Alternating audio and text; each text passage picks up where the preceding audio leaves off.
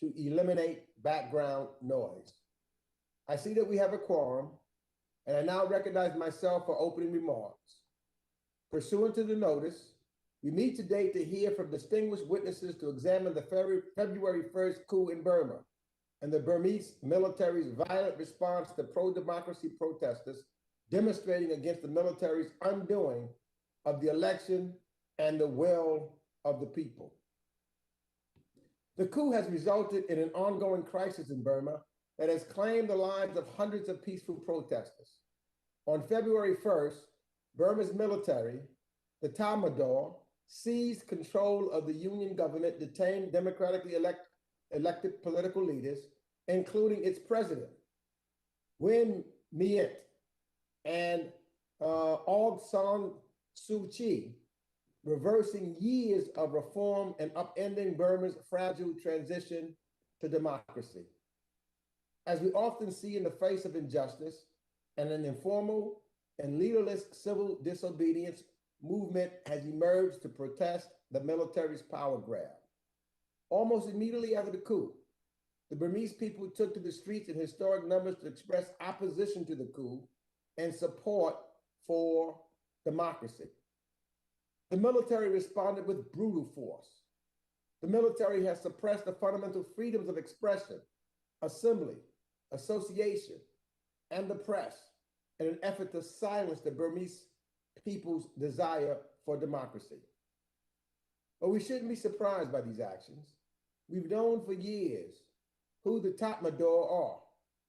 They showed us before the democratic opening in 2015, and again in 2017, when they led a genocide against the Rohingya people, and now in 2021 with the coup and their response to popular opposition to it. The military has again turned on its citizens, responding to protests with senseless and brutal violence. Thousands have been beaten or injured. More than 750 people have been killed, and over 3,400 have been detained nationwide since the coup began. The junta's indiscriminate and lethal violence has even claimed the lives of more than 50 children, the youngest being just 6 years old, a girl killed in front of her father during a raid on their home in the city of Mandalay. In response to the military subversions of Burma's elected government and democratic transition, some lawmakers formed the committee representing Pidangsu Luta, or the CRPH, to restore democratically elected civilian rule. Working with leaders from the civil disobedience movement and Burma's ethnic communities, the CRPH recently formed a national unity government to represent the will of the Burmese people, who have persevered through the military's brutality and finding ever more creative ways to resist its rule. To support the efforts of the Burmese people, the United States has already taken action to reprimand and pressure the Tatmadaw, and we've done this through working with partners in other like-minded countries, and through the implementation of sanctions, including on the Burmese military leaders who directed the coup and on military-owned conglomerates, in addition to placing export control restrictions on Burma and freezing roughly $1 billion in assets. This very body also passed legislation to empower and protect the Burmese people, and we continue to work with partners around the world to build a more unified response to the coup. My time in Congress has taught me that nothing we do alone will ever be as effective as the coordinated action that we take alongside like-minded partners. It is critical that we unleash Burma neighbors and the ASEAN and our partners and allies around the world to place additional pressure on the military junta. We must send a clear message that we stand in solidarity with the Burmese people. I look forward to hearing our witnesses speak on the ongoing crisis in Burma so that we can better understand the situation on the ground, determine what additional steps might need to be taken by the United States government to pressure the Burmese military to immediately cease its repression and violence and secure the release of all detained political leaders and activists. This is indeed a challenging time for the people of Burma, who have seen far too much violence and oppression. Now, as a new generation of Burmese look to the world for hope, we must answer their call and support their campaign for dignity, democracy, and freedom. Let me now recognize my friend, the ranking member, Mr. McCall of Texas, for any remarks he might have.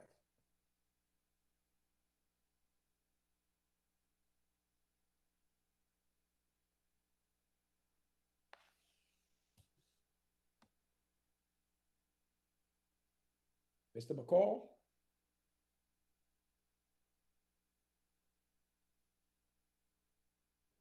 Okay, can you hear me now, Mr. Chairman? Now I hear you.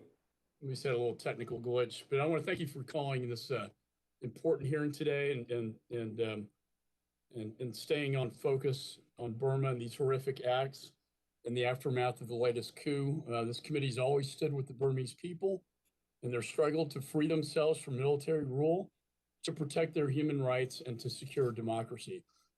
I'm grateful that we've continued that spirit of bipartisanship by passing multiple pieces of legislation already this year. And I look forward to taking more action to hold the Burmese military accountable, not as Republicans or Democrats, but as Americans conducting a foreign policy consistent with our values. Just a few months ago, the people of Burma had a flawed but functioning democracy. Today, they live under a reign of terror, with their democratic freedoms being stolen away. And since this latest coup on February 1st, we've seen what can only be described as a military committing mass murder against its own people it's supposed to protect. The latest estimates place the death toll at well over 700 civilians killed throughout Burma.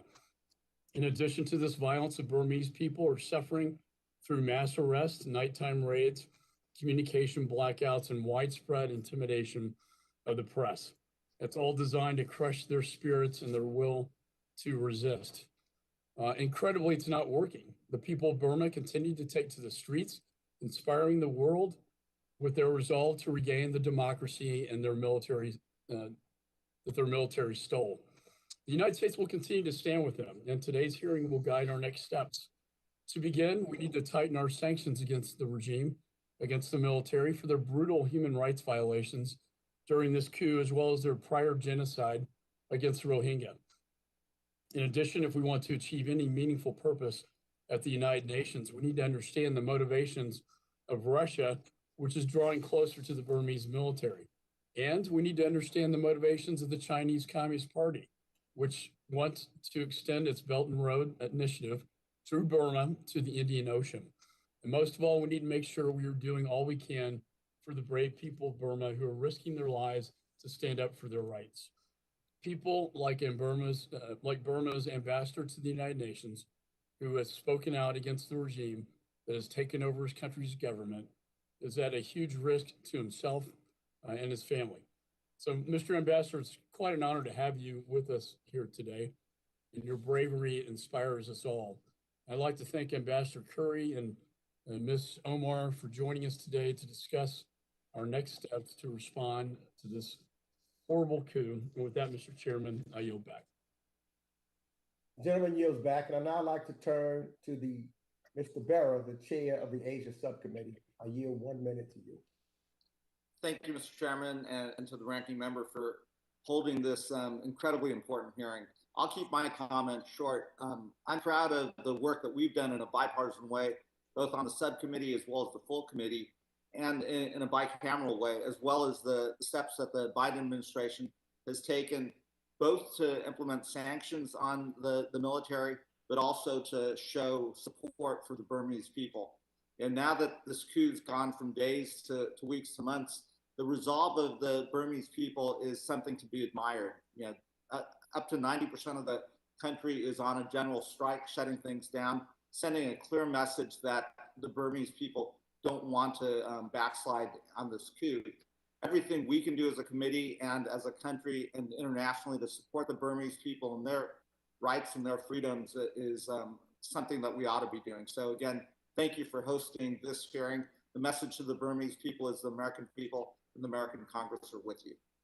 Thank you, and I'll yield back. Thank you. The gentleman back. I now yield 1 minute to the ranking member, Mr. Shabbat, for 1 minute.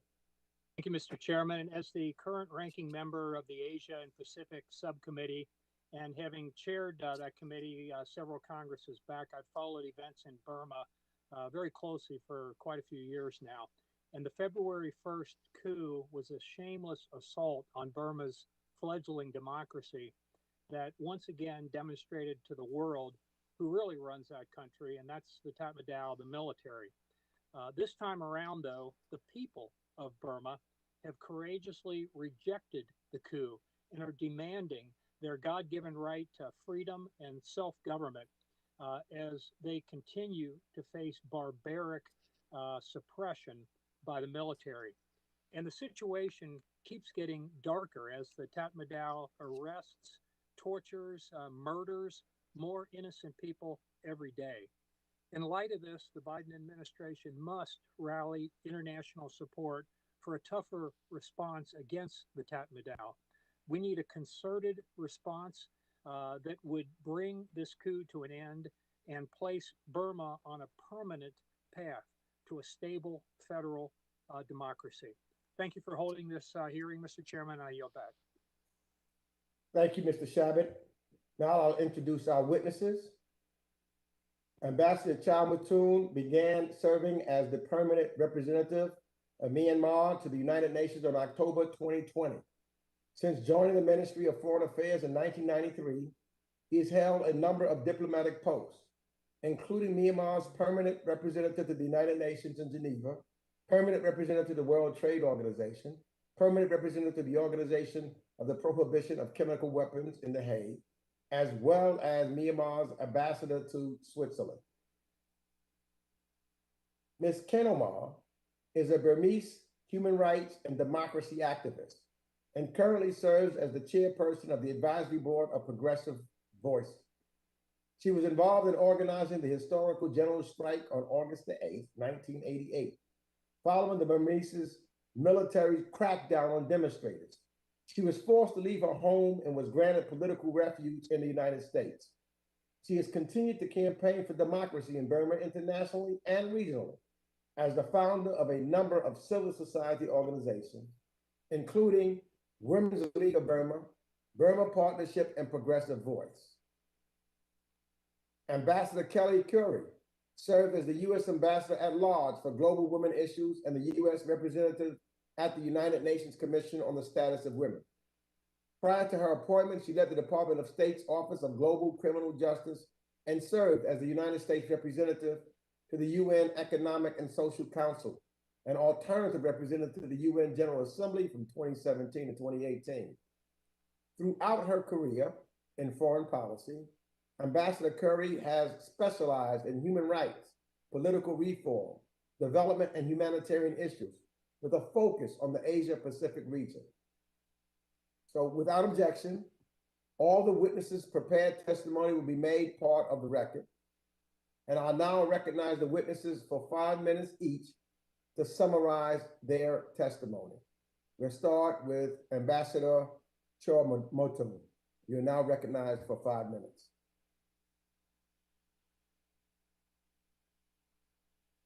Thank you, Mr. Chair. Ranking members of the committee, good afternoon, Minglawa. I thank you all for holding this important hearing on the serious situation of my country. And thanks for all the strong, encouraging remarks. Due to time constraint, I will be delivering the shorter version of my statement, and the full version has been submitted to the esteemed committee. I will focus more on what action the United States should take. Mr. Chair, the situation in Myanmar is indeed an unfolding tragedy that continues to escalate over time. The people of Myanmar are seriously suffering from the military brutality and inhumane act day and night. Fear tends to be the order of the day, and we all are living under fear. The free and fair general elections were successfully held on 8 November 2020, which is a significant milestone in our history. The NLD won the landslide victory at the elections. To the ignorance of the people desire, the military staged a coup on 1st February and lawfully detained the state councillor, the president, other leaders, and the parliamentarians, as well as civil activists. In wake of the military coup, millions of people came out on the streets to protest against the military. Subsequently, the military terrorist group has cracked down the peaceful protests in a brutal and inhumane manner and committed serious human rights violations, including brutal killing, arbitrary arrests, and torture. More than 750 civilians have already been murdered by the military. Majority of victims are young people who are the future of the country. They even kill children as young as 6-year-olds.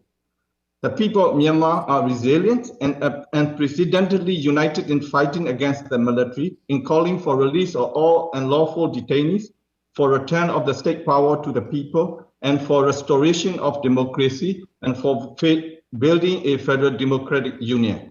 The three pillars, namely the peaceful protest, CDM, and CRPH, are working hand in hand in this regard. Federal Democracy Charter was announced on 31st March with the ultimate goal of drafting a new federal constitution. The charter outlines an 8-step political roadmap towards building a new federal democratic union of Myanmar.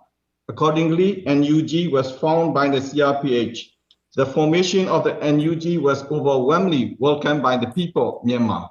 In line with the people's will, the international community's recognition and engagement with the NUG is a critical step to take, and it could pave the way to end the violence, to save lives of innocent civilians, and protect them from the military brutal and inhumane acts, to restore democracy in Myanmar and provide humanitarian assistance to the people in need. Mr. Chair, I wish to stress that Myanmar is not just witnessing another major setback to democracy, but also the crisis is threatening the regional peace and security. In line with the principle that a state has the responsibility to protect its own people from crimes against humanity, the NUG, together with the people, have taken all possible ways and means to defend our own people from the military's inhumane and brutal acts. We urge the international community to adhere to the principle and to take the responsibility to protect the people of Myanmar from the possible crimes against humanity committed by the military terrorist group. Taking this opportunity on behalf of the NUG and the people of Myanmar, I would like to thank the United States for your continued support. However, we need the United States to take a decisive leadership role in helping resolve the Myanmar crisis. On behalf of the NUG and people of Myanmar, I wish to appeal to you and the House of Representatives as follows. To save lives of innocent civilians, protection should be immediately extended to the people of Myanmar. Humanitarian assistance should be urgently provided to the people in need. Necessary shelters should be provided to those seeking refuge in neighboring countries and as well. No-fly zones should be declared in relevant areas in Myanmar. Global arms embargo should be imposed immediately. Targeted, coordinated, and tougher sanctions should be applied against the military. Nyawari Bank, Inwa Bank, MFTV, and MOGE should be immediately added in the targeted sanction list. Bank accounts associated with the military and their members should be frozen, and financial inflow into the military regime and its associates should be cut off immediately. Foreign direct investment should be suspended, and UG should be recognized as a legitimate government. Any visa should not be issued to any diplomats appointed by State Administrative Council. And UG should be allowed to use the Myanmar funds put in freeze in the US for benefit of the people of Myanmar. In conclusion, Mr. Chair, we are confident that ending the murderous military regime will pave a way to finding sustainable solutions to the challenges we face related to effective protection and promotions of rights of ethnic, religious, and all other minorities, and equality for all. The people of Myanmar are resolute to achieve these goals. Time is of the essence for the people of Myanmar who feel helpless. As such, the United States and the international community must act now, decisively in a collective, concrete, and timely manner to avoid further killing of innocent civilians and further bloodshed in Myanmar. Please do not let killing continue. Please act now. We will always remember the help and support of the United States. And thank you, Mr. Chair. Thank you, Mr. Ambassador. I now recognize Ms. Khin Ohmar for 5 minutes. Mr. Chairman, distinguished committee members, thank you for inviting me to speak to you on the tragic events unfolding in my home country, Burma, and for holding today's hearing. I'd like to thank the United States government for your ongoing support to realize our long-fought aspiration for a federal democracy. The following is a summary of my full statement. I'm here to share the realities on the ground, the untold suffering of the people, and appeal for swift action against the brutal Burmese military junta. I appeal to you as a survivor of 1988's brutal coup, led by the same military responsible for today's coup, and as someone who still yearns for a true federal democracy in her homeland. In 1995, I testified before the US Senate detailing the fatal crackdowns in 1988. I come before you today, nearly 30 years later, saddened to describe yet another dark and devastating chapter in Burma's history. Mr. Chairman and members of the committee, since February 1st, millions of people from all walks of life across Burma, including police and soldiers, have come together to reject the military's unlawful coup attempt. The civil disobedience movement has effectively prevented the military from controlling the administration of government, banks, hospitals, and other sectors. We can thus say that the attempted coup is failing. In response, the junta has launched a nationwide campaign of terror, attempting to force people into submission, using any means necessary. Peaceful protest has been met with murderous and indiscriminate violence, including execution-style killings and the use of heavy military weaponry. The deadliest single day of bloodshed occurred on March 27, with the mass murder of 169 unarmed civilians. Every day, the violence and death continue.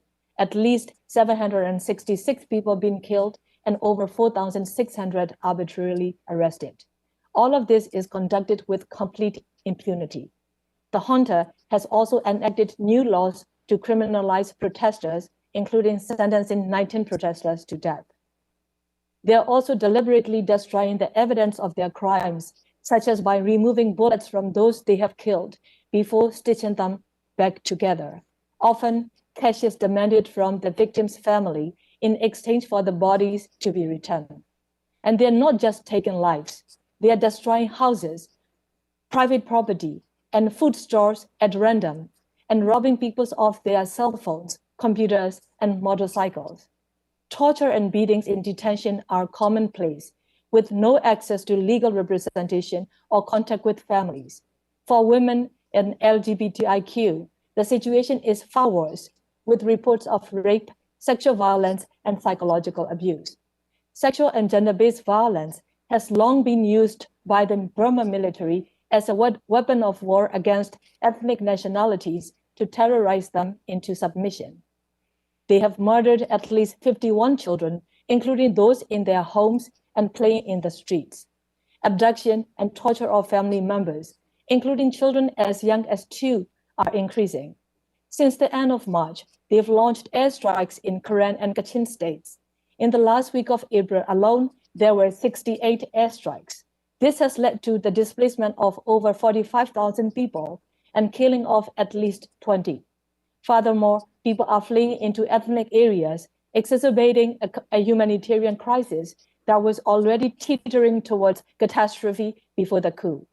The UN warns of a slow-burning food crisis.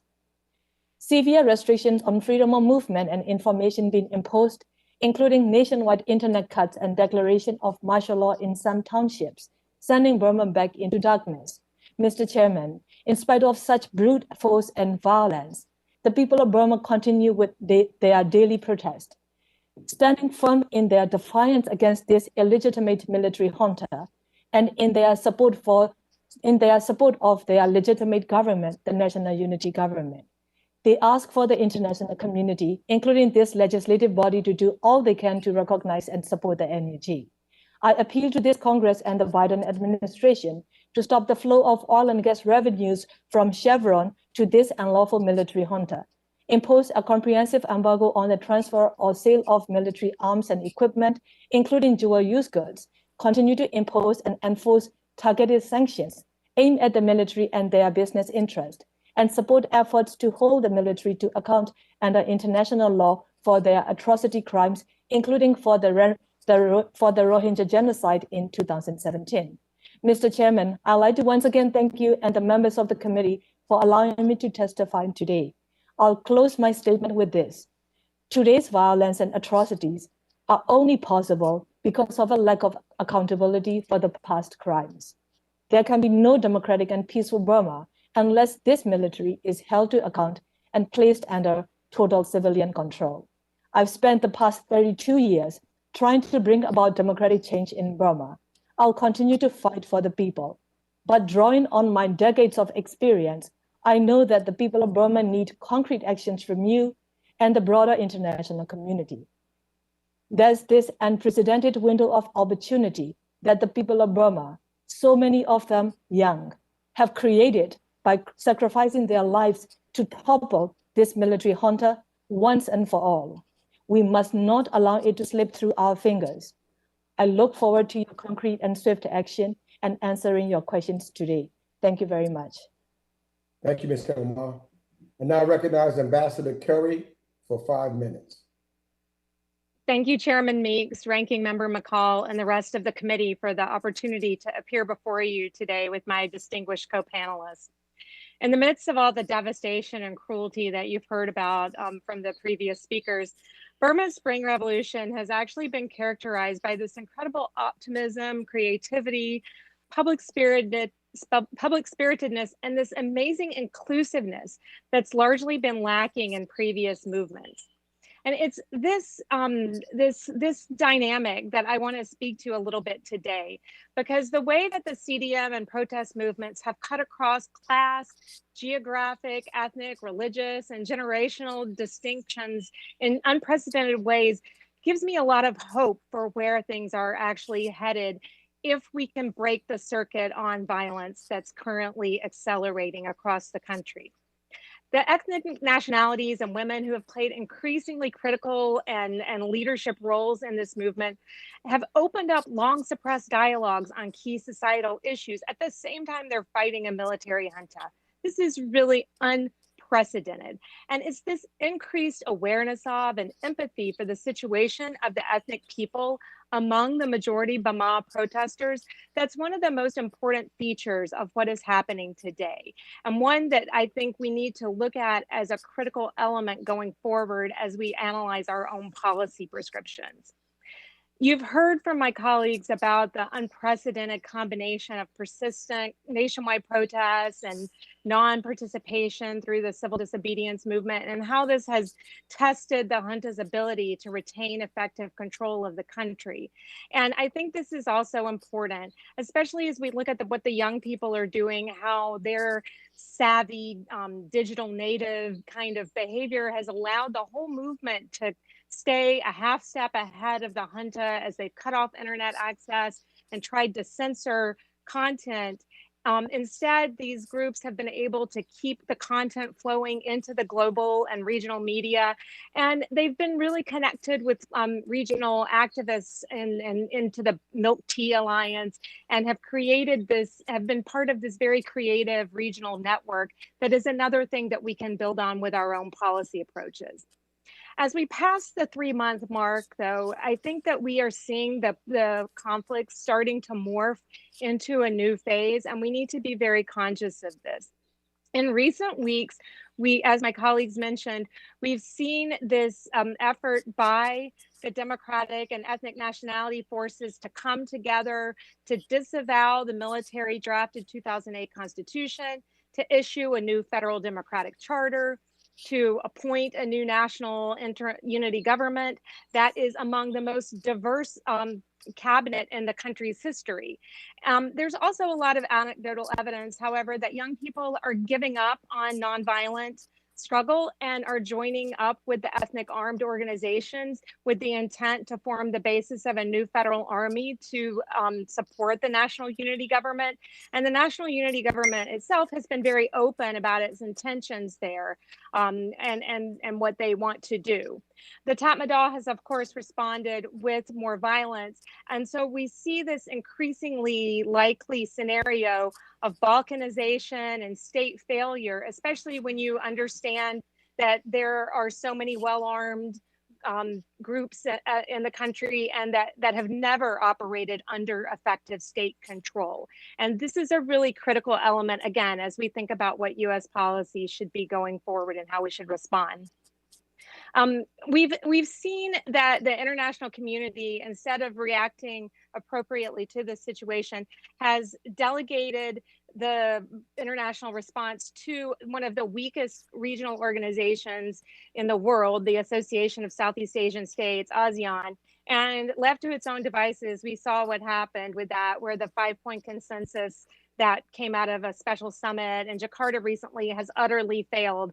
The junta had disavowed it and violated it before Min Aung Hlaing even returned back to Burma from Jakarta.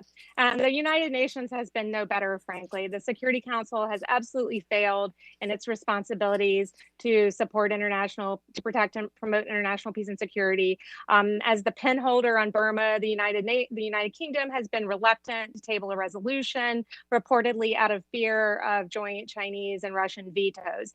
And frustration with the Council on the ground is growing, as well as within the ranks of the UN, who are looking at alternatives to the Security Council.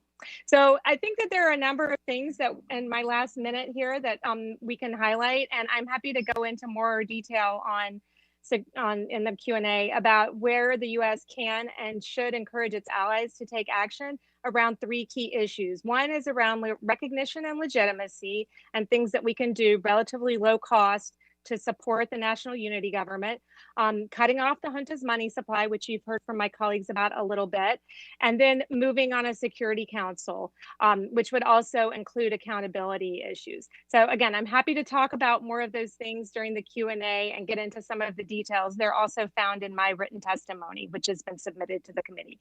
Thank you again for the opportunity. Thank you, Ambassador. And thank you all for your testimony of today, very enlightening. I now recognize members for 5 minutes each pursuant to the House rules. And all time is yielded for the purpose of questioning our witnesses. I'll recognize members by committee seniority, alternating between Democrats and Republicans. If you miss your turn, please let our staff know, and we'll come back to you. If you seek recognition, you must unmute your microphone and address the chair verbally, and identify yourself so that we know who is speaking. I will start by recognizing myself for 5 minutes. Let me start with Ambassador Kyaw Moe Tun. Again, thank you for appearing before us today and for your bravery in speaking out against the coup.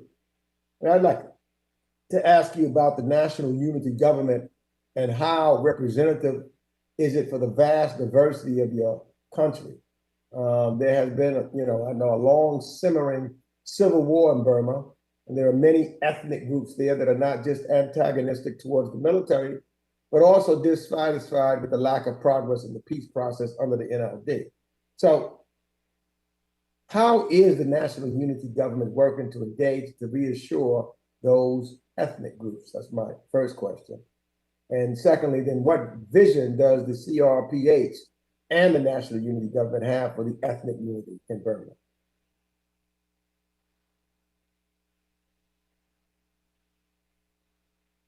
Mr. Ambassador, I believe you're on mute.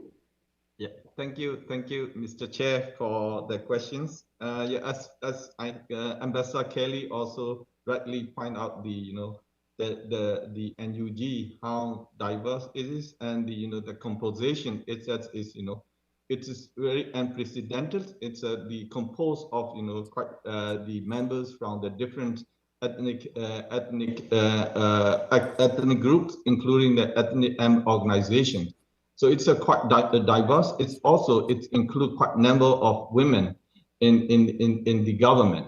So that is what we see is very encouraging. So this kind of, the NUG, it's, come out with the close consultation among the all relevant stakeholders. So that is what we see is, so it is very encouraging for us, I mean the people of Myanmar, where how the NUG come out and how it will proceed with the, the goal of building a federal democratic union. That is, the people all over the country give the overwhelming support to the NUG because of the, its credibility, and it's because of the support from the people. So, and the NUG and CRPH, as you know, the CRPH is, it stands like now the legislative body or body. So the NUG as an executive body and the CRPH as a legislative body. So we are working hand in hand, the NUG and the CRPH working hand in hand. So because what we are doing is that we're trying to control the area as much as possible together with ethnic organization. You may notice that lately there are the fight between the ethnic organization and the military, the terrorist group.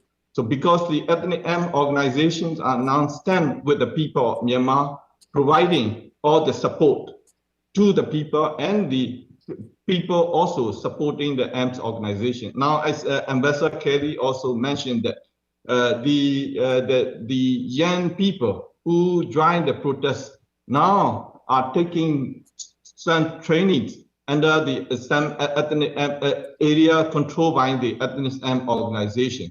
So for us, we don't want to go that much further, but it's a bit because of the, we need to fight against the military. We still need to have the support from the international community, Mr. Chair.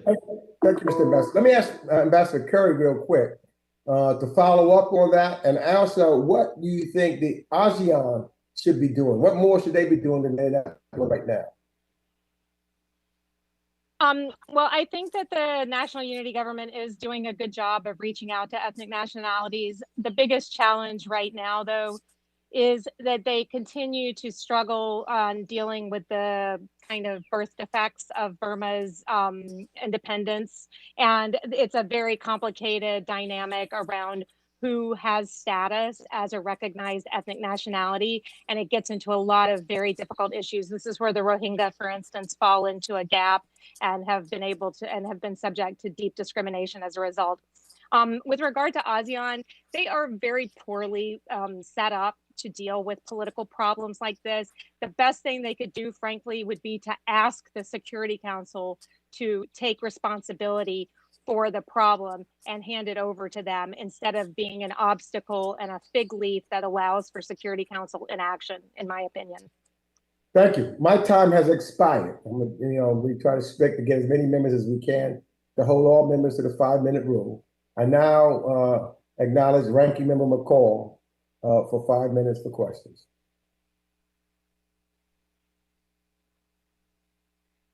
Have to unmute, Mr. McCall.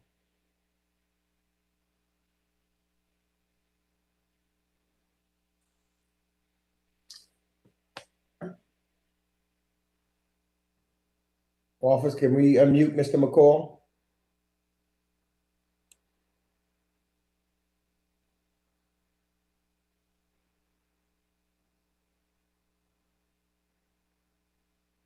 Mr. Chair, the next member is Mr. Shabbat. Mr. McCall had to drop off for a moment. Very good. Mr. Shabbat, you're now recognized for 5 minutes. Thank you very much. I'll start with Ambassador Currie, if I could. Ambassador, you mentioned that the UN has basically totally failed in its effort, and my thinking when you mentioned that was, so what else is new?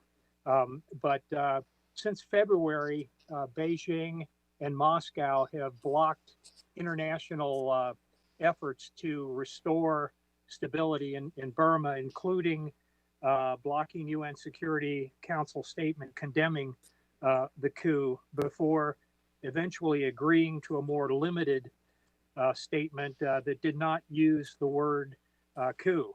How can the U.S. work with other nations on the Security Council, including India and Vietnam, for example, to coax China and Russia into being more helpful, although, as we know, that experience can be about as frustrating as anything on this globe, trying to get them to cooperate constructively on virtually anything. But I'd love to hear what you have to say, Madam Ambassador. Thank you, Mr. Shabbat, and thank you for your historic leadership on Burma. It's deeply appreciated. In my experience working in the Security Council, China hates to be isolated.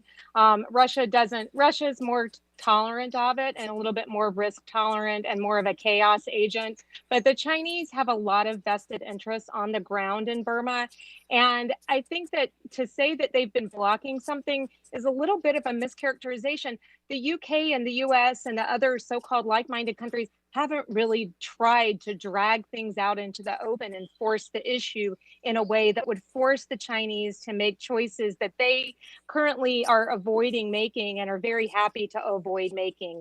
I believe that the best way to see progress in the UN is to actually force the issue and to start talking about tabling a resolution that to actually accomplish some of the things, whether it's an arms embargo or a no-fly zone that the Burmese have asked for, to have open meetings instead of closed ones where the Chinese and others can hide behind the process. But the more openness there is, the more I think that the like-minded countries can benefit and pressure the Chinese into being less obstructive.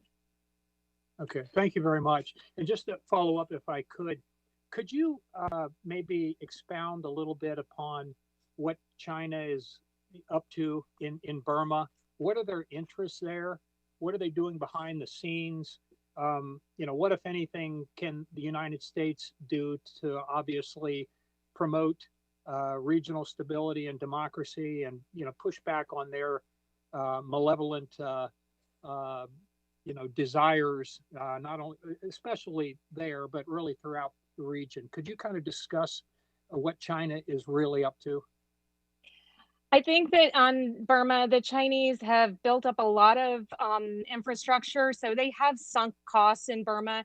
They don't love dealing with the military there. They find them an unreliable partner, and they had invested a lot in working with the democratically elected government of Aung San Suu Kyi. And so they were quite comfortable having her imprimatur on their big economic Belt and Road, China-Myanmar economic cooperation engagements in Burma. And were willing to deal with a democratic government quite fine, found it very comfortable for them. So there's no reason they can't do that again. The problem is that they don't, they continue to hide behind this non-interference posture, which is part of a broader global issue. And so there is that. I think that if they were forced to choose, that they would, it would improve the odds that they at least would have to make a choice toward the democratically elected government and move in that direction and show some favoritism. But they're not going to do it absent others who are more naturally inclined toward doing that, and unless they feel boxed out. And so I think that that's the key for us. I think that cuts across everything in Southeast Asia, that we've got to stand on the side of democracy and human rights and these values in order to highlight the difference between what we offer the region and the model that the Chinese are offering them, which is very extractive, very narrowly self-interested.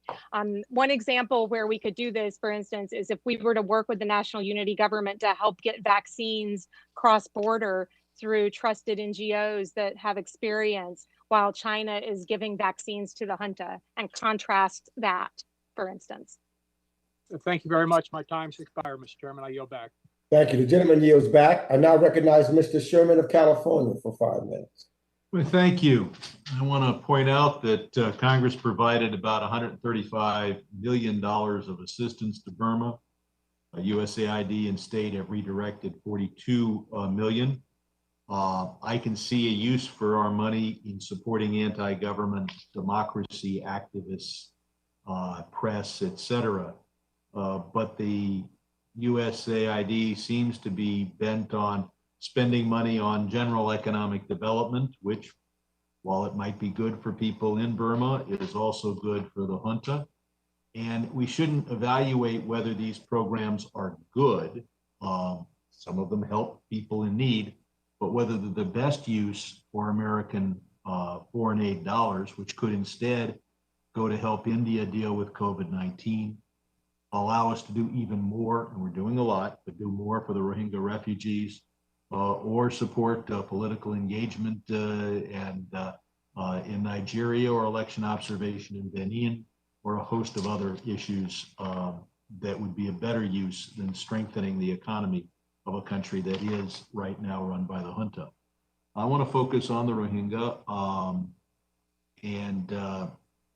Last month, we saw the formation of this national unity government, which has said it will deliver justice for our Rohingya brothers and sisters.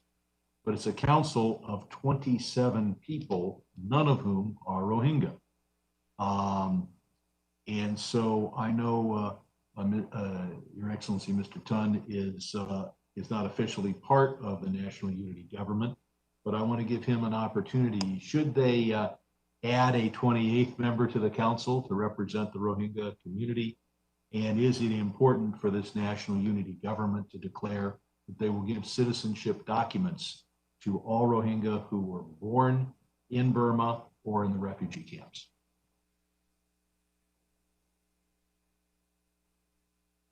Well, Thank you, Mr. Chairman, for the questions.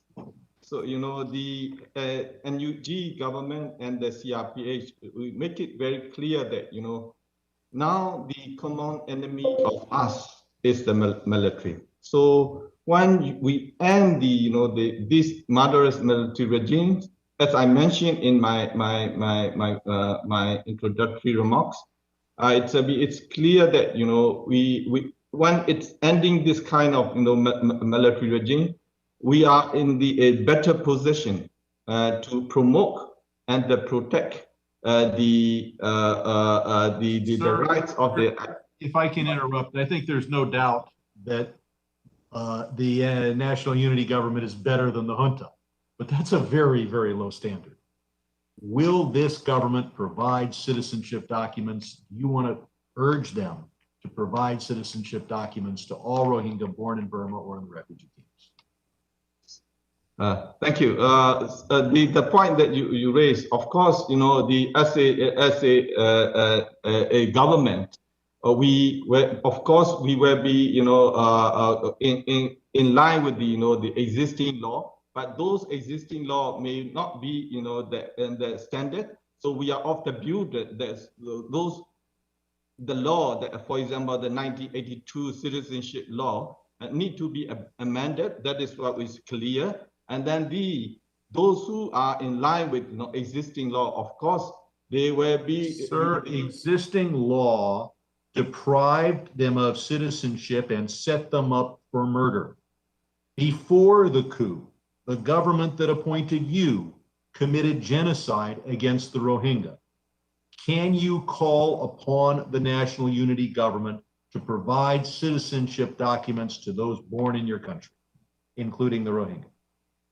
Yeah, it's of course, we are very clear that, those who ever are born in Myanmar, and then those who ever entitled, they have to be, according to the under the law that existed, they're not entitled.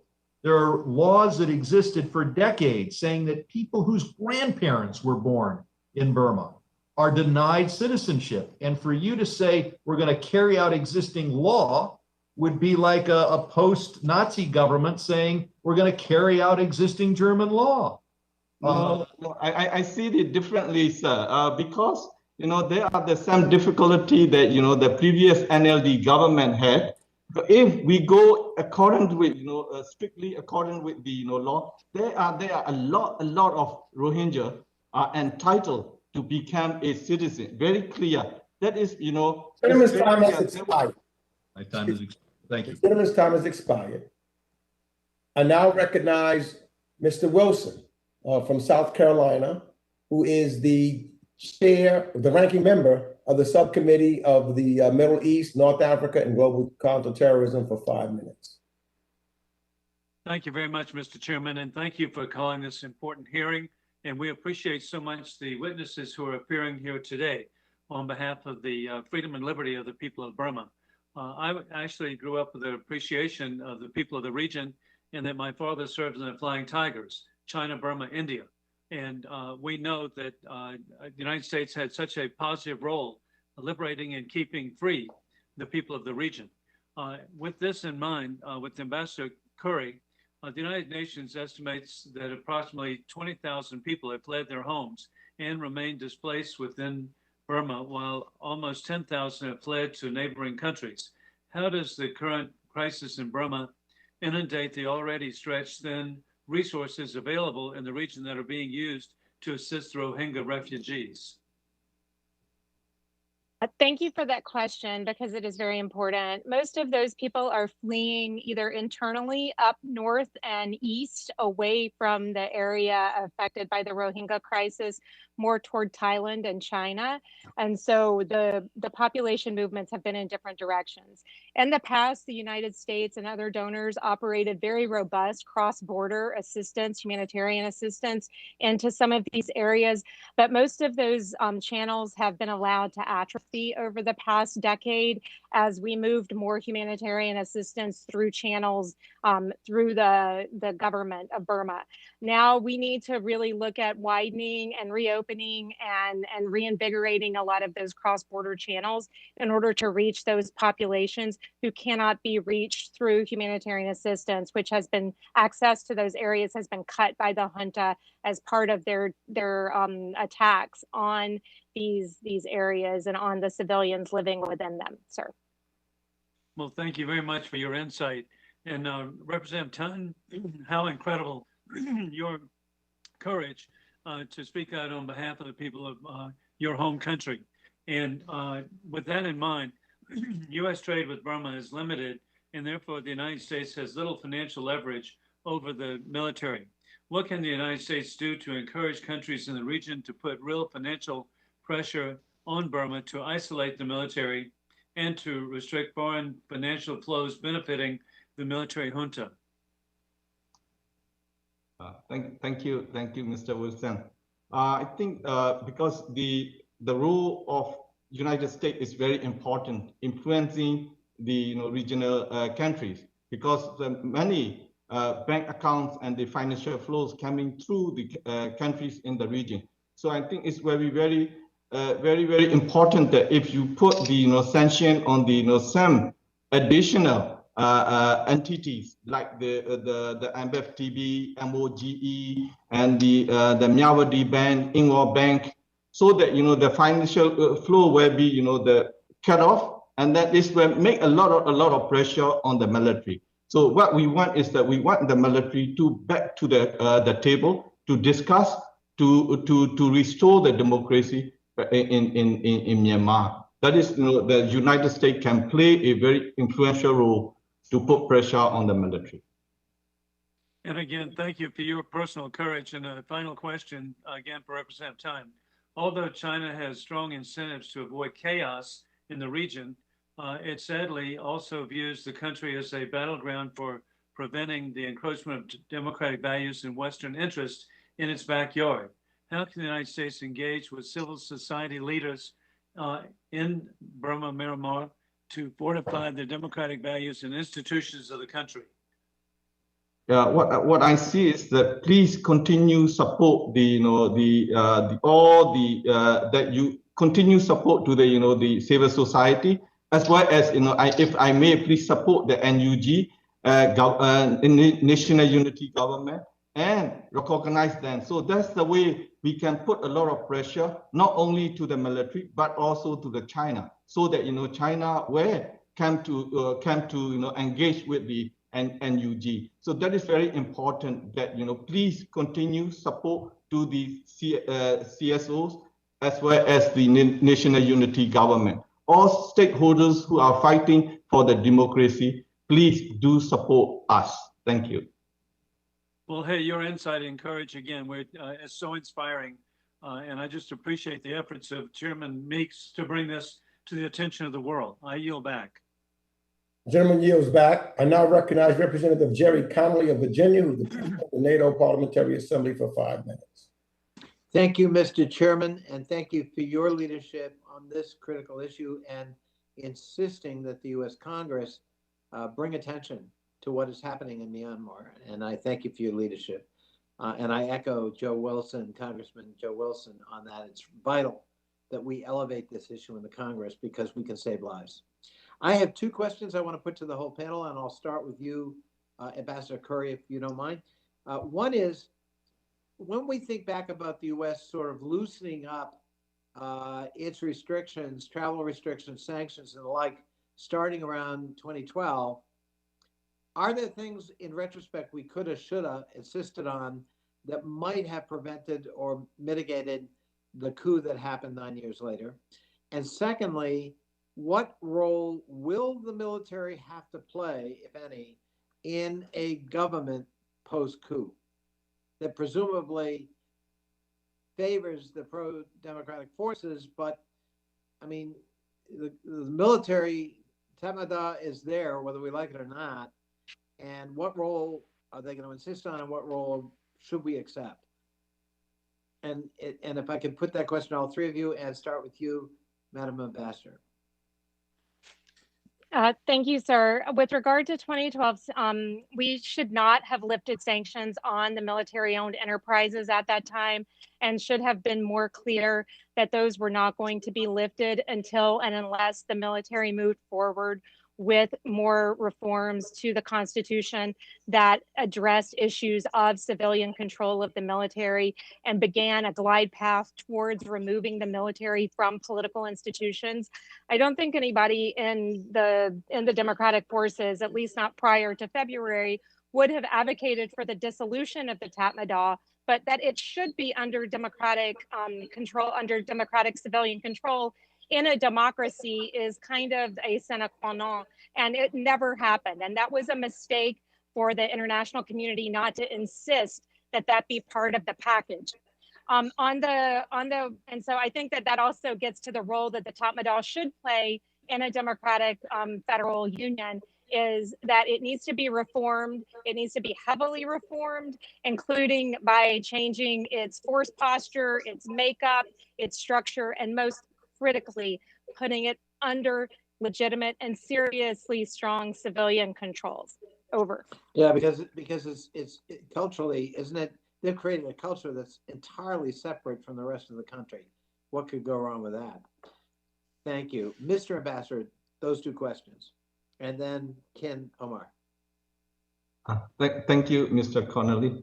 I think it is very important that, our aim is to end the military regime. The military should not be in politics, should not be in economy no longer. That's the way we can bring the military under the civilian government. Otherwise, it's where, this vicious cycle we were faced, again and again. So this is the time that we have to make it or not. We have to do or die. This is the time that we have to do it. So within the country, we have the full strength. But at the same time, we need help from the international community, especially like the country like United States. We need a lot of help from you. Please continue put pressure on the military, whatever way that we can. Our top priority now is saving lives of innocent civilians, and then also the providing humanitarian system at this point.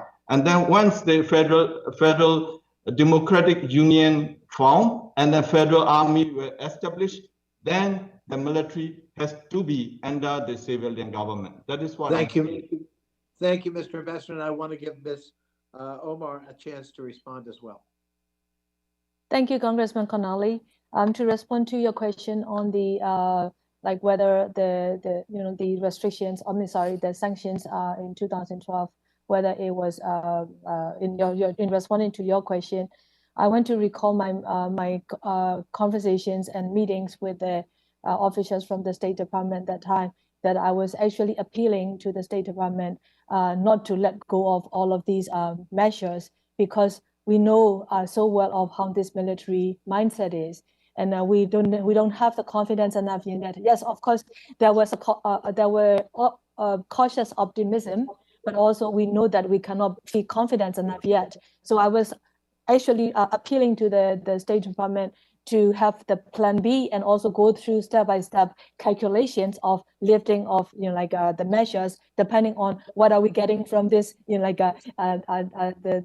military guided quote unquote civil disciplined democracy. So I think it was quite too early to have lifted all of those measures. So I would like to respond for this question. But coming to the question on what do we do with this military, you're right. Of course, the military will be there, but I think we need to ensure that they go back to the barracks and the civilian control. But also, most importantly, we need to address the transitional justice. Without the justice and healing, we will not be able to have a way to move forward. Thank you. Thank you so much. Thank you, Mr. Chairman. Gentleman's time has expired. I now recognize Representative Scott Perry of Pennsylvania for 5 minutes. Hey, thanks, Mr. Chairman. I don't know how my there, but good to see everybody. Ambassador Currie, I got to tell you, I look at this situation in Burma, and I'm not sure what the best position for the United States to be. I mean, obviously, we don't support the junta or the coup, but Suu Kyi, of course, was no friend of the Rohingyas, and most of us in this committee, if not all of us, voted to characterize that as a genocide against the Rohingya.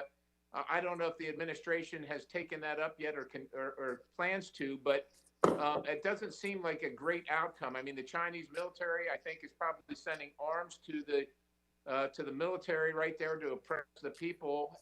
And even if it were to work out with Suu Kyi, it wouldn't work out for the Rohingya. So maybe my question, first of all, my question would be, at a minimum, why wouldn't we sanction the state-owned the energy company there? I think it's MOE or something like that. And then next would be, what can the United States do unilaterally to advance our efforts in Burma vis-a-vis China? How about those two questions? So I do agree that we should have already put sanctions on the Myanmar Oil and Gas Enterprise, MOGE, that is the main recipient of royalties and funds related to the oil and gas extractive industries in Burma. And I hope that the administration will do that soon, together with other countries, and put pressure on the multinational oil and gas industry partners that are continuing to pay royalties to the junta to put those funds into escrow accounts and keep them from going into the hands of the junta. Yes, China and Russia, of course, are selling weapons and providing some political support to the military junta, but the Chinese, above all, want stability in Burma and want an environment where they can do business and a permissive business environment for them. That is not what they have right now. So this has not exactly worked out well for them. I believe that there is a path where we need to make sure that they, we can do things as a country that put a thumb on the side of democracy, human rights, and the values that we care about as the preferred outcome here, not the ones that the Chinese care about, which are antithetical to those. And I believe that if we can work with the national unity government and the forces that have emerged that are far more progressive than what we saw from the last NLD government, to be quite frank, even, especially at the grassroots level, they're much more progressive and much more diverse and open-minded. And Khin Ohmar can speak to this more fluidly than I can, but there is an opportunity here to empower a better path for this country, but we've got to lean into it a bit more than we've been doing up to now. We've been taking a very cautious and incremental approach up to now, and there are a number of steps we can take that would help move us forward. Most of them pretty low cost and low risk, frankly. Well, I appreciate your answer, and I appreciate the caution as well. However, we've been talking about the Rohingya issue. I'm actually surprised there are any Rohingya left at this point. But that having been said, what would be in the national unity government? What would be the position, or where would Suu Kyi be in such an arrangement that the United States would support? I certainly don't want to see the United States kind of go from the pan into the fire, so to speak. I would actually love to have Khin Ohmar answer that question, because she works a lot with these issues of how to address this problem within Burma politics. All right. Thank you. Is it okay? Can I get the question again, please? I'm sorry. Yeah, what position would Suu Kyi have in a national unity government that the United States would support? What would be her influence? What would be her position? Would she have no influence? Because we're essentially talking about potentially supporting someone who's antithetical to our efforts regarding the Rohingya. So we just need to know what we're getting into here. Thank you for the question. Just for us as our organization, Progressive Voice, and our partners who work to advance the human rights agenda, and as well as for the protection of the vulnerable communities, including the Rohingya community. For us, we are putting forth our suggestions to the National Unity Government that they must actually come up with a clear policy and stand on the issue for the Rohingya peoples and the protection, and how the government will actually take on this issue without waiting for anyone like Daw Aung San Suu Kyi. Unfortunately, the gentleman's time has expired. Thank you, Mr. Chairman. Thank you. The gentleman's time has expired. I now recognize Representative Ted Deutsch of Florida, who's the chair of the subcommittee on the Middle East, North Africa, and Global Counterterrorism, for 5 minutes. Thanks so much, Mr. Chairman. I want to thank the witnesses for appearing before the committee today, and for the important testimony from all of you. It seems to have become a hallmark of our work on this committee to hear, unfortunately, again and again, about the constant, relentless threat authoritarianism poses to democracies and democratic values. And as with anti-democratic backsliding elsewhere, the struggle in Burma is one that we can't ignore. I'm really grateful for today's hearing. I've said before, the battle lines of the fight to protect democratic values and human rights transcend state boundaries and peoples, and it's imperative that those who stand for democracy everywhere, including here in the United States, recognize one another as partners in that struggle. So in that vein, I've been encouraged by many of the administration's actions to pressure the Tatmadaw, support the Burmese people, including economic, diplomatic, and humanitarian measures. But it's clear that, as we've discussed, that more can and should be done. I'm disappointed that ASEAN didn't include releasing political prisoners among its 5 points of consensus. Troubled, as we've been discussing, that the Tatmadaw has failed to heed ASEAN's call for ending violence. And I hope that coming out of here, there will be even greater urgency beyond this committee to resolve the crisis in Burma and fuel positive momentum behind the legitimate demands of its people, including the Rohingya community and other persecuted minorities who have suffered so much in recent years. And I want to actually talk about the ethnic minority inclusion in the resistance. And Ambassador Currie, you noted in your testimony that increased awareness of and empathy for the situation of ethnic people among Burma protesters has been one of the most remarkable and important features. But we've also heard that there's a strong feeling among some ethnic groups, including the Rohingya community, that the National Unity Government, Federal Democracy Charter need to be more inclusive. We've talked about that here today. What more can our government, can the United States government and like-minded partners do really to promote inclusion and full representation of all ethnic communities in Burma, and help the credibility of the National Unity Government, which where that's sorely lacking? I think that's a great question. First, we can't solve this problem for the Burmese people. The solutions for it do have to come from within Burma, because these are problems that predate the founding of the country. Just as in our own country, we've had to struggle with the issues that came into our society through the founding of our country with slavery and racism and all of these things, the same challenges are there in Burma. And they've spent the past 70 years since independence more or less under authoritarian and very racist and chauvinistic governments that have not allowed any of those conversations to take place. So some of those conversations are essentially frozen in 1960 or 1950. So if you think about our own experience and where we were back at that time in our own discussions around racism, you can understand how far they have to go and how quickly they have to move to catch up to what the modern world expects from a country in terms of how it treats its ethnic nationalities and minority communities and vulnerable communities. I think what Khin Ohmar said is right. The groups that are pushing within Burmese politics to change this dynamic are critical to it and will continue to be. We have to continue to empower those voices and reflect them in our own engagement with the national unity government, and then use what leverage we do have.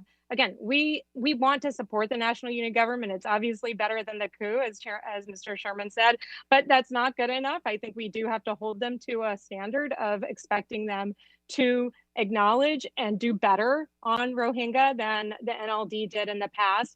I've seen some movement in that way. It's not fast enough, it's not far enough, but I think it is in the right direction overall. And we need to do the things we can to facilitate it. Thank you very much.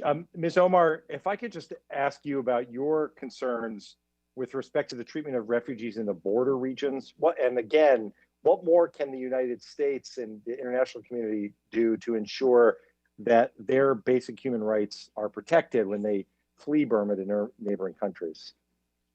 Thank you very much, Representative Duch. So for now, there's a challenge that the people are having is the neighboring countries' government, such as Thailand, are not allowing the people to, like those who are fleeing from the airstrikes, to come across the border to their country, while also there are no free passage, or the humanitarian corridors are not allowed to open to reach to those most needy ones across the border back in Burma. So I think we would like to really see your support and in your communication and advocating to the Thai government in particular to help open those humanitarian aid corridors. Gentleman's time has expired. I now recognize Representative Ann Wagner of Missouri, who's the vice ranking member of the full committee, for 5 minutes. I thank you, Mr. Chairman, and thank you for organizing this very important hearing. What is happening in Burma is a tragedy, and my heart breaks for the Rohingya who continue to suffer unimaginable atrocities at the hands of the genocidal Burmese military or Tatmadaw, and for the courageous protesters braving the brutal crackdown as they fight for democracy. The United States must continue to support the people of Burma as they stand up to the military junta and to bring to justice those responsible for egregious human rights violations and crimes against humanity. I'm very proud that Congress has never hesitated to call the violence against Rohingya what it is: genocide. The United States has now at last recognized the Uyghur and Armenian genocides, but has not yet recognized the Rohingya genocide. Ambassador Currie, why has the United States neglected to make a formal determination on Rohingya genocide? I believe that a lot of it goes back to this kind of trade-off that we've bounced around a little bit here, which is this belief that we had to protect Burma's democratic transition. And we were trying in the past to protect Aung San Suu Kyi and not destabilize the country and promote or encourage or trigger a coup by the military. But I think the lesson we should learn from the past 4 years of refusing to call things by their right name, and you're right, it meets all the criteria for genocide, and the Yes. U.S. has done the State Department did an investigation, has compiled the data. It's all there for anybody who wants to see it.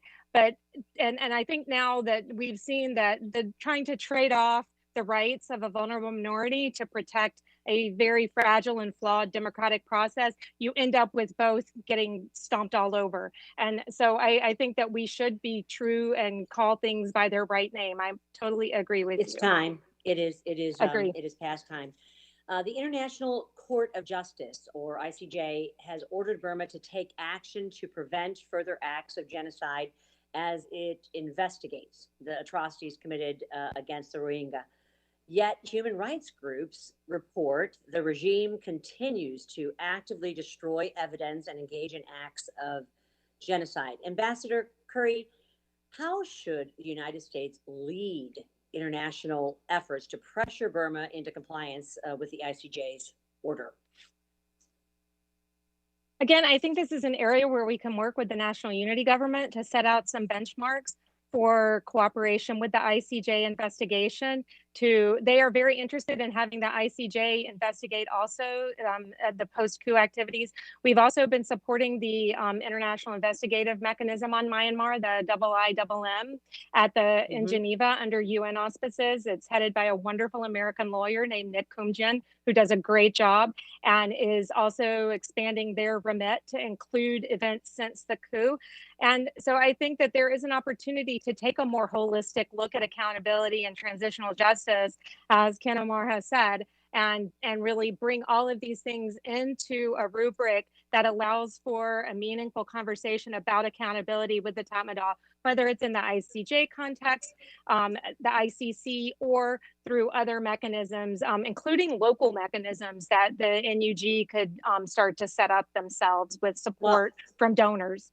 And to that point, Ms. Ohmar, Burma's civil society organizations have formed kind of the backbone of the opposition movement for protesting the coup, with the Tatmadaw working to isolate Burmans from the international community and resist the flow of information. How can the United States strengthen these civil society groups, Ms. Ohmar? Thank you. We, at this point, for the last 10 years of all of the great work our civil society partners have done on the ground, building the blocks for the a democracy. Now, with this military coup, it's been very challenging. Everything that we have built seems like we're losing at the moment. So yes, we need desperate help. We desperately need your help and support. First is also, I would make it very practical, like the USAID, for example. The USAID grants can make it flexible to the civil society organizations who are losing their ground in the country to be able to have access from the cross-border, for example, which is not something that we have seen the USAID has been able to do. So we would like that kind of flexibility. Thank you. Well, thank you. My time's expired. Mr. Chairman, I yield back. Thank you. Thank you. And now recognize Representative Bill Keating of Massachusetts, who's the chair of the Subcommittee on Europe, Energy, and the Environment and Cyber, for 5 minutes. Thank you, Mr. Chairman, and I'd like to thank you and the ranking member for holding this meeting. I think my question would be directed at Khin Ohmar and maybe a secondary question to Ambassador Currie. But the Burmese military is notorious for its use of sexual and gender-based violence as a weapon of war. And it still seems to be holding true, as seen with the relentless perpetrated acts of violence, by security forces against protesters. And despite this, the women that are involved in this in particular, they're risking their lives and playing a central role in this nonviolent action of protest to bring about democracy. So my question is, what's your view of the status of their involvement right now, the risks they're taking, which we're seeing so many brave women around the world in leadership roles of protests in countries like Belarus, and what can we do to support their actions in particular? Thank you, Congressman Keating. Yes, you're very right.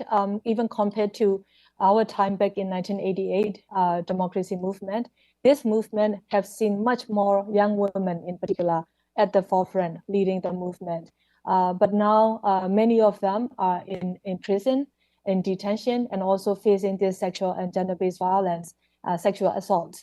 So it's very worrying for me personally. I have met so many survivors of the military rape from the different ethnic communities for the last 20 years at least. And now knowing that there are so many young women are even missing, that we don't know where they are. So it's very worrying for us to think of, like, you know, what could have happened or will be happening. So many of them already are in hiding at the moment, and many of them fled into the ethnic areas at the moment. So, well, we need so much support also. Like I think, like the U.S.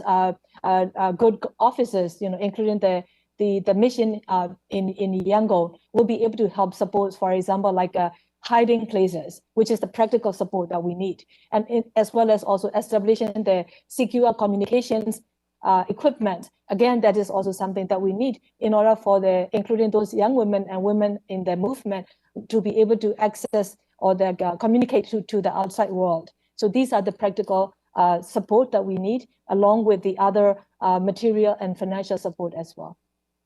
And how important is it, hopefully in a democracy going forward, to have women included in that government and in the administration of government in the country? Being a long-term women's rights activist, I will be very practical with you. It's still a long way to go.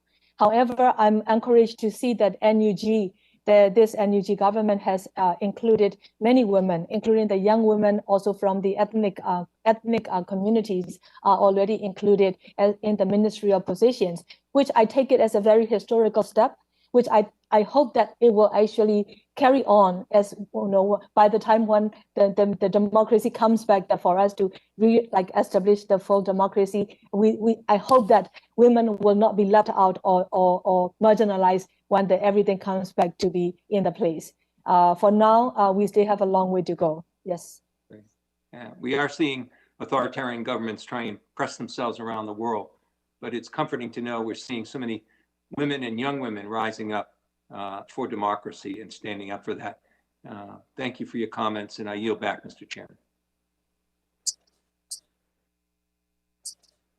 Representative yields back. Representative Keating yields back. I now recognize Representative Tim Burchett of Tennessee for 5 minutes. Thank you, Mr. Chairman. Thank you, guests. I have a couple of questions. I'll just throw it out to the panel. Does China really have a dog in this fight, or will the Chinese Communist Party simply back the side it thinks will win? I'll go ahead and take that.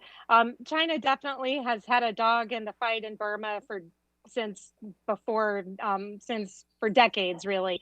The Chinese Communist Party helped to create the Communist Party of Burma, armed it, and led to instability in Burma since the 60s, which is one of the reasons that there's been military government in Burma since the 60s, is because of Chinese interference in Burmese internal affairs and attempts to shape and mold the country and make it malleable.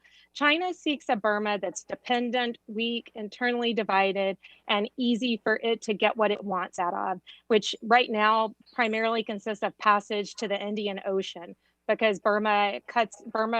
China's path to the Indian Ocean cuts directly through Burma. And so they want that very much. They have strategic interests, they have economic interests. And as you know, they obviously, I think ideologically they're neutral. They've shown they'll work with whatever kind of government does come along. So I don't think those things are mutually exclusive, but they do want a government that's willing to work with them. They do want to keep us out. They especially want to keep us out of Upper Burma, where they are involved with a lot of the ethnic armed organizations and are playing both sides of the street in Burma. It's a very, they have strategic depth in Burma in a way that the United States does not. But that also means that they've been tagged with a nasty history of doing things in Burma that the United States hasn't, and that can redound against them if we are standing on the side of the people in the country. Anybody else on that? Or is that pretty much it? Okay, great. If the Western companies end up leaving due to the unrest, do you think that China would end up taking over the Western assets?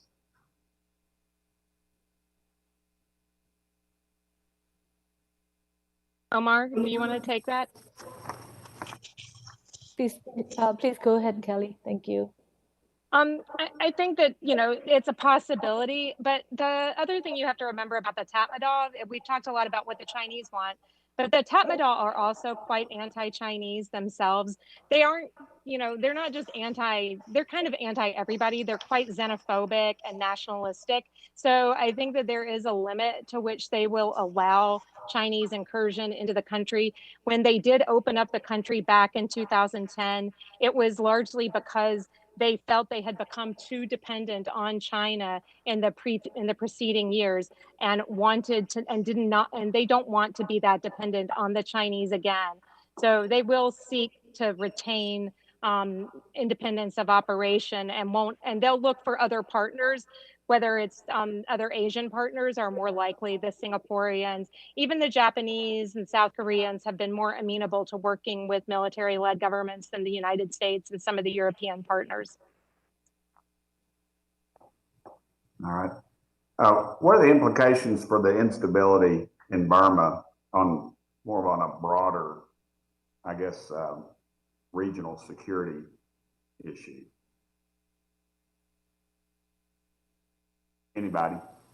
I will say the regional security issue. There are actually different, quite a few. I would say first is the spillover effects into the neighboring countries, particularly the people who are actually fleeing from the military violence, as we see now. But also traditionally in the past decades, people have been fleeing Burma for all kinds of reasons across the border.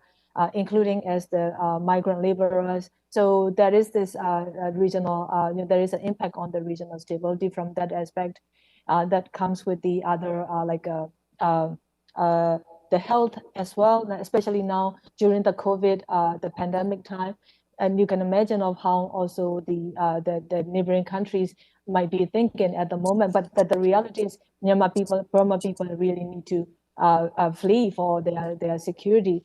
So that's one. The other is we have this drug problem where the military themselves have been involved and complicit in that, along with their militias that they have set up.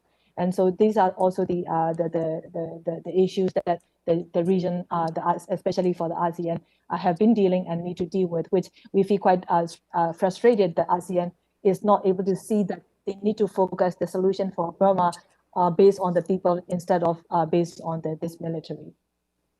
Thank you. The gentleman's time has expired. Thank you, Mr. Chairman. Another excellent meeting. I now recognize Representative Ami Bera of California, who's the chair of the Subcommittee on Asia, the Pacific, Central Asia, and Non-Proliferation for 5 minutes. Thank you, Mr. Chairman. And again, thank you for this timely hearing. As I think about the resolve of the Burmese people, it's quite remarkable.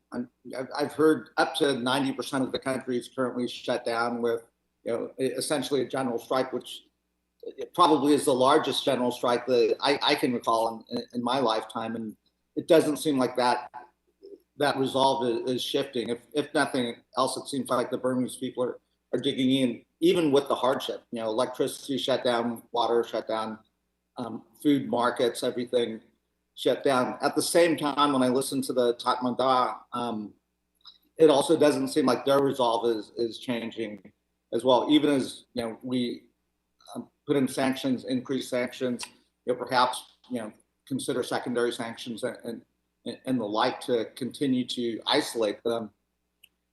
I guess a question for any of the witnesses. Within the military, the generals certainly seem to not care about what's happening to the civilians, but within the rank and file military, as they exert violence against their own fellow citizens and others, are we seeing any erosion of that and folks defecting and et cetera?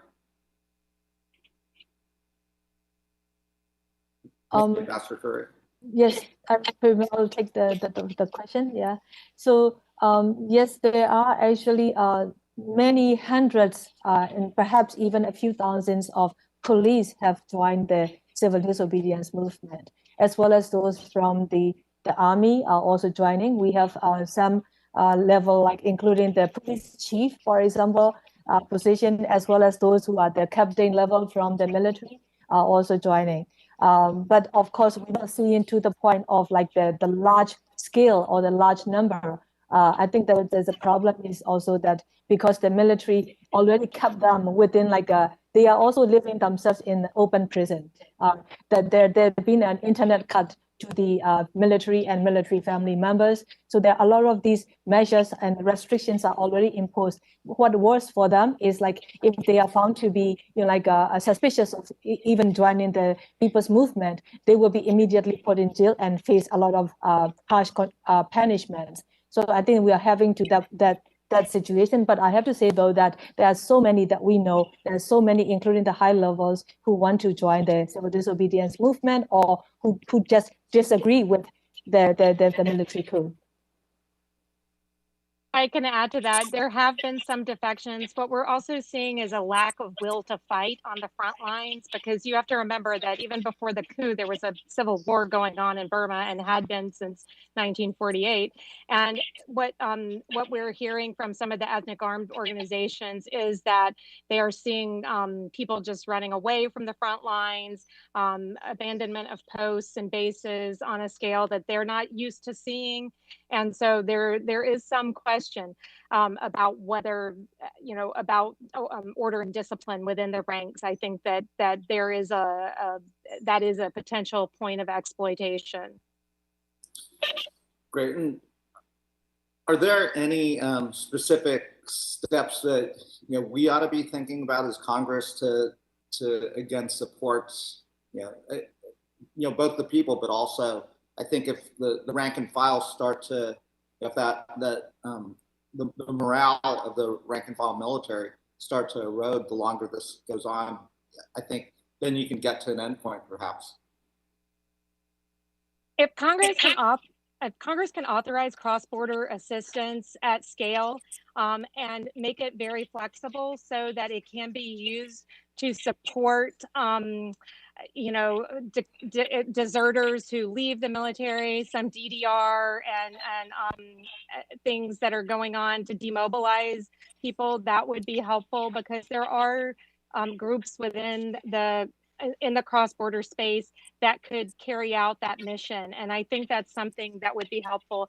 The other thing that the United States can do is really make sure that we are leaning heavily on the side of the NUG and against the junta on things like, on really technical things like not giving agrément to diplomats that the junta tries to send to the United States or to other countries. We can all refuse that, and to extend visas for diplomats who are loyal and for others who are loyal to the regime, to the NUG. Thank you. The team is expired. I now recognize Representative Andy Barr of Kentucky for 5 minutes.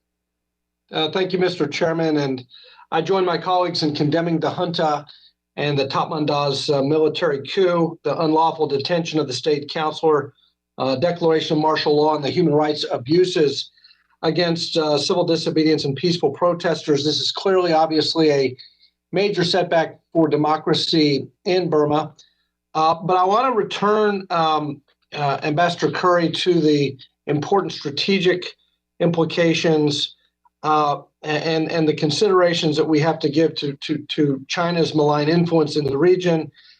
You did a good job painting the picture for us in terms of China's longstanding interest in Burma. But can you elaborate a little bit on what ties exist between the CCP and the Tatmadaw? And obviously, I heard your testimony that the Tatmadaw was skeptical of Chinese investment in Burma, and that Burma's prior civilian government was perhaps closer to the Chinese Communist Party. But given the current state of affairs and the coup, what inroads are the CCP making with the current military leadership? I think that the situation is never quite black and white. It's not a zero-sum game in many ways. I think that what we're seeing is that the Tatmadaw will never want to be dependent on the CCP. And the people of Burma will never accept a government that's completely dependent on the CCP. This isn't Cambodia, for instance, where you can get away with that sort of thing, like Hun Sen has been able to get away with it in Cambodia. The other thing that I think that more than democracy, the Chinese Communist Party does not want state failure at its border. It shares a border with Burma, and there are ethnic groups that straddle that border. We've seen in recent days that they've put up heavy fencing and cameras to try to reinforce their border with Burma to keep refugee flows out. They also are cognizant that there's a lot of crime and illicit activity that goes on across that border, that it can be a vector for disease and criminality as well. If there's state failure and breakdown on the Burma side of the border, it negatively impacts China's aspirations in Southwest China to improve the economic situation in Sichuan province and in that area. So they don't want that. They will try to work this. They'll navigate the situation as best they can, and do, they'll play all sides. They have no moral compunction about working with anybody. I mean, let's be very clear. Whereas we do have a limiting principle. They don't. Understood. That's the main difference.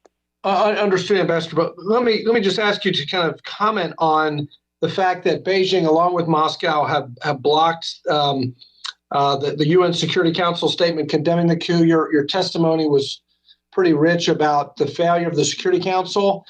I mean, if China is a big player in blocking the condemnation of the coup at the Security Council level, what do you read into that? What is going on?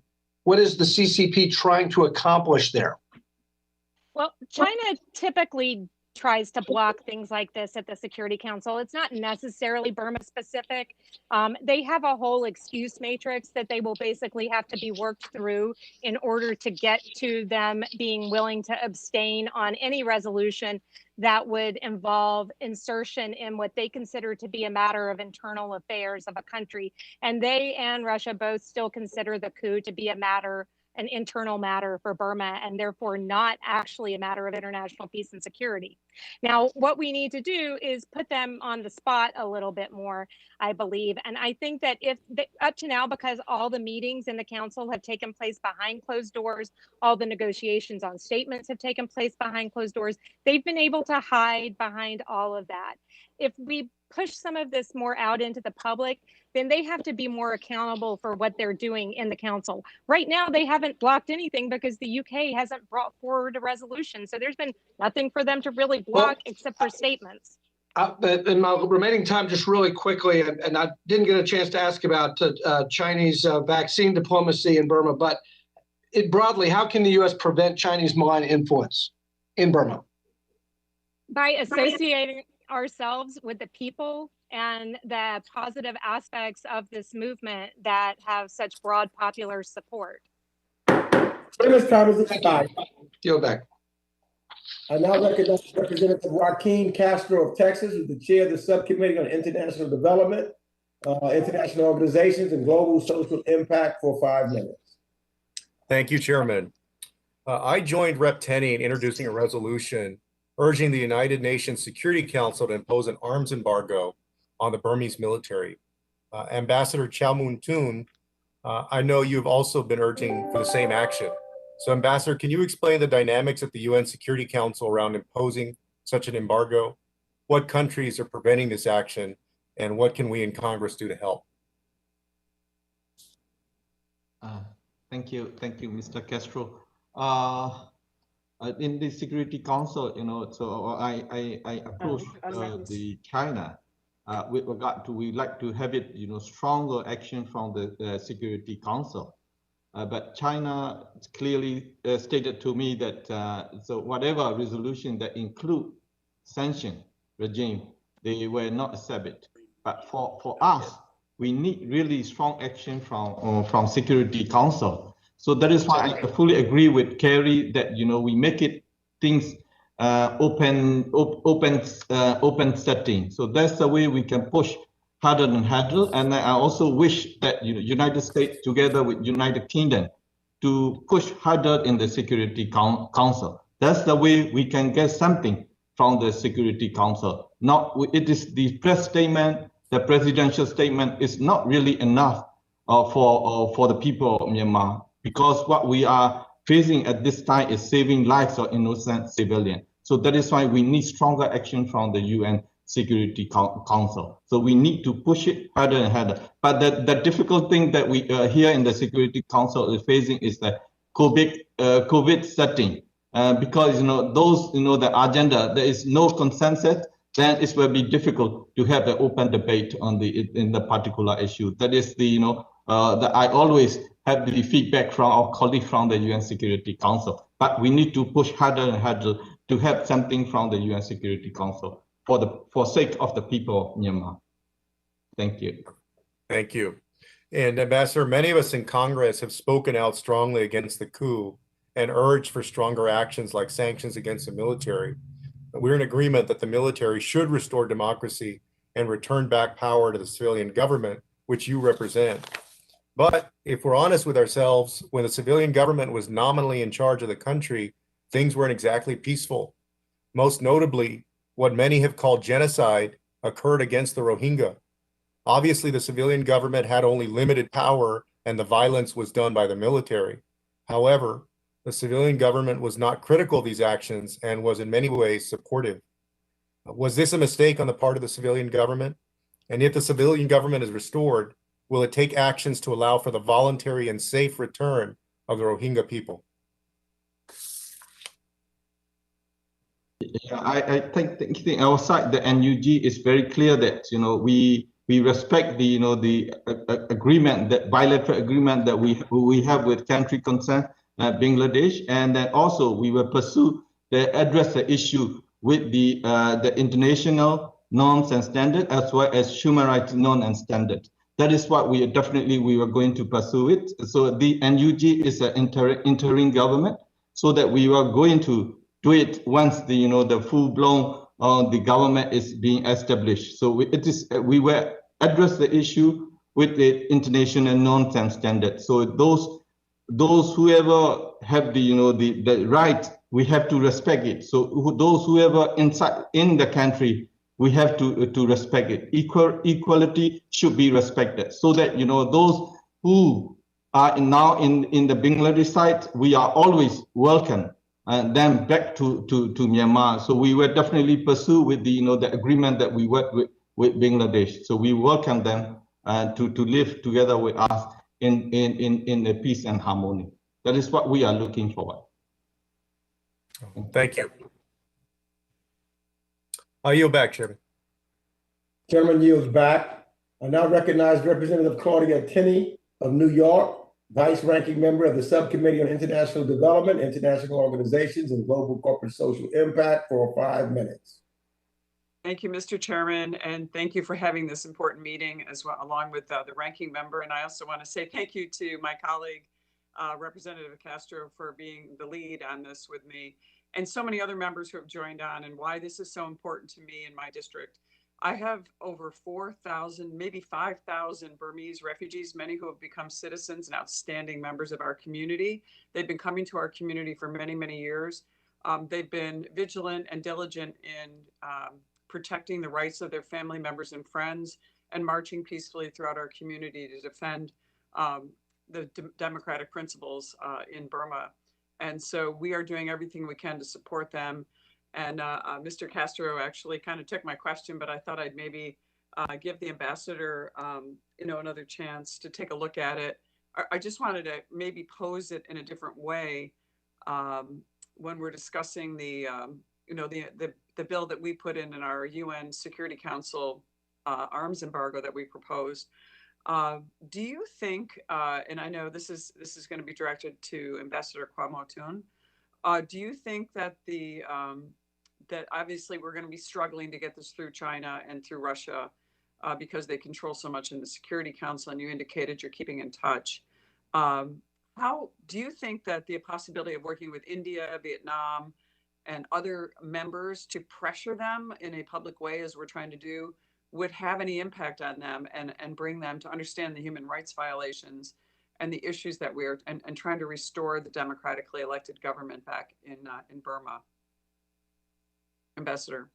Yes, thank you, Ms. Claudia. I think it is very important that we need to put pressure on the members of the Security Council, through all from different channels, through India, through Vietnam, and the others in the Europe and the Latin America and the Africa. We need to do it from all channels.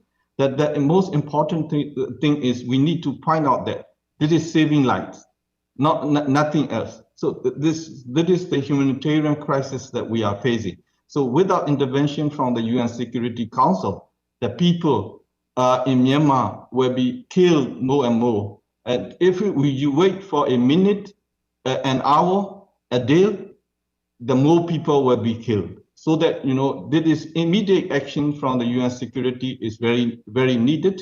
And then the intervention from the UN Security Council and international community is needed.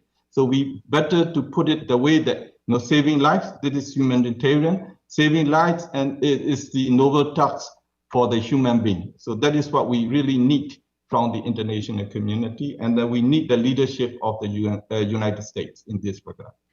Thank you. Do you think the U.S. should consider secondary type sanctions to target other countries, maybe who have more extensive trade with Burma? And I'm thinking things like limiting not just the arms trade, but possibly expanded to commercial trade, investment in gems, timber, energy resources, obviously very important, revenue for the Kathmandu leadership. Is that something that we could possibly do as a unit in America, a unified front from America? Yeah, getting a resolution that involves the sanction from the UN Security Council may take time, but time is really of the essence for us. So what we need is some sort of targeted, coordinated sanction from a group of countries, like a group of like-minded countries, imposed on this kind of sanction. Then it will definitely have the impact on the military as well as those in the region. So that is what we needed. So it's a coordinated, targeted, deferred sanction from a group of countries. This can do it, very quickly manner. And because when we are waiting any action from the Security Council, we can do it as a coordinated manner. I know you may have answered this question. I just wanted to run it by you again. Do you think that it was a mistake for the ASEAN agreement to recognize or acknowledge the junta leader Min Aung Hlaing as Burma's representative? Do you think that was a mistake? As a diplomat, it's very difficult to say, but the outcome come out from the ASEAN leaders meeting. To me, it is very disappointing. Thank you. Do you think that we're missing anything in the 5-point consensus from the ASEAN Leaders Summit?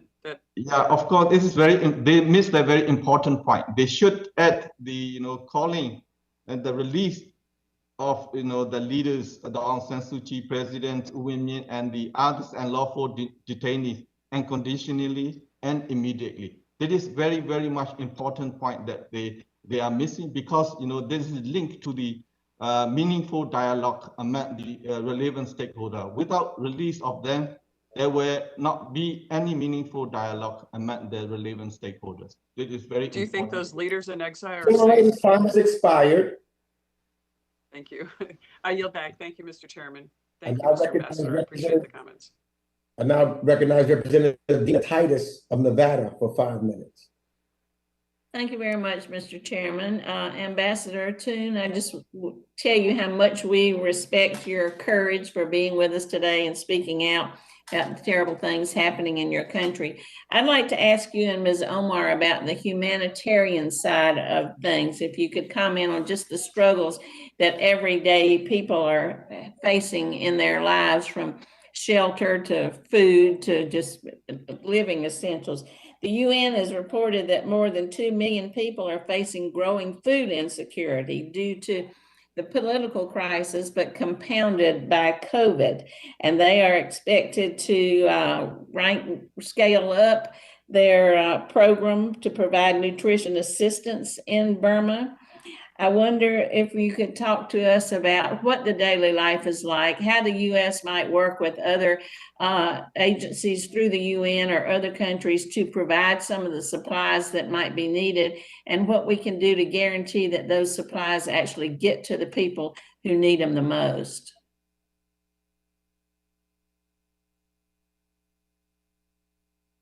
May I go ahead with this, Please. Congresswoman? Thank you very much. So thank you for these questions. Right now, the humanitarian challenge is really immense.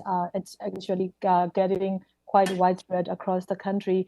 First of all, is also because this military junta is, like I was saying in the statement, they are in fact destroying the people's food storage.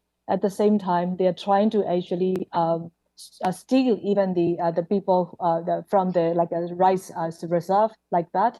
But the other problem is those are civil servants and public and private sector workers who have joined this movement. There are like tens of thousands of them, and across the country, and they don't get the salary for the last 3 months already. And you can imagine how desperate their family situation would be. And many of them were even kicked out of their public housing by this junta at gunpoint.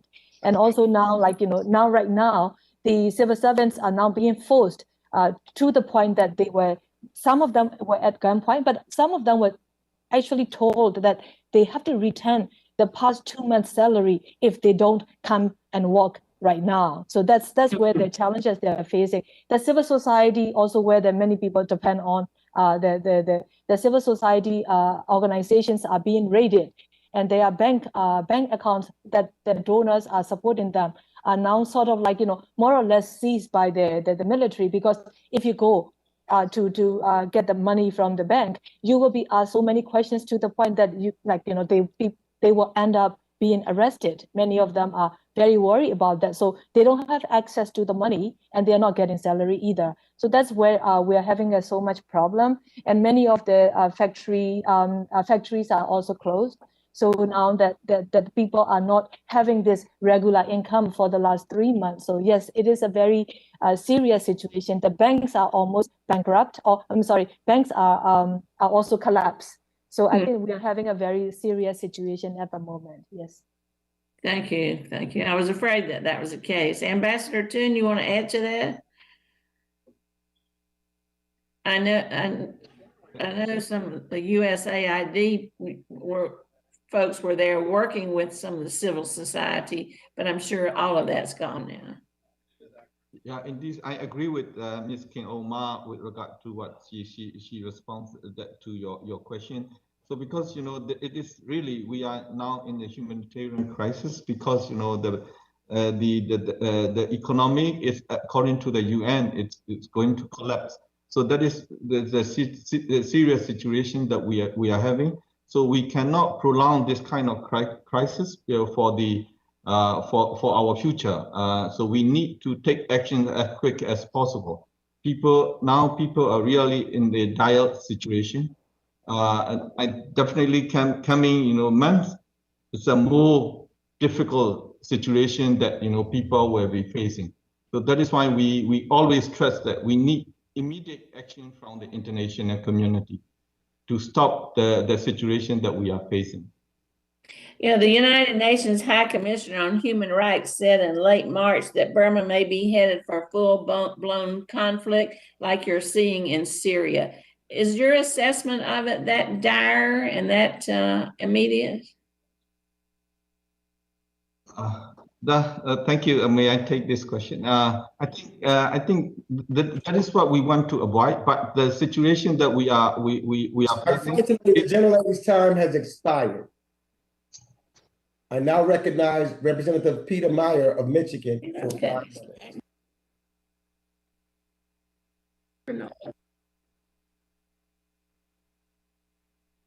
Representative Meyer, unmute.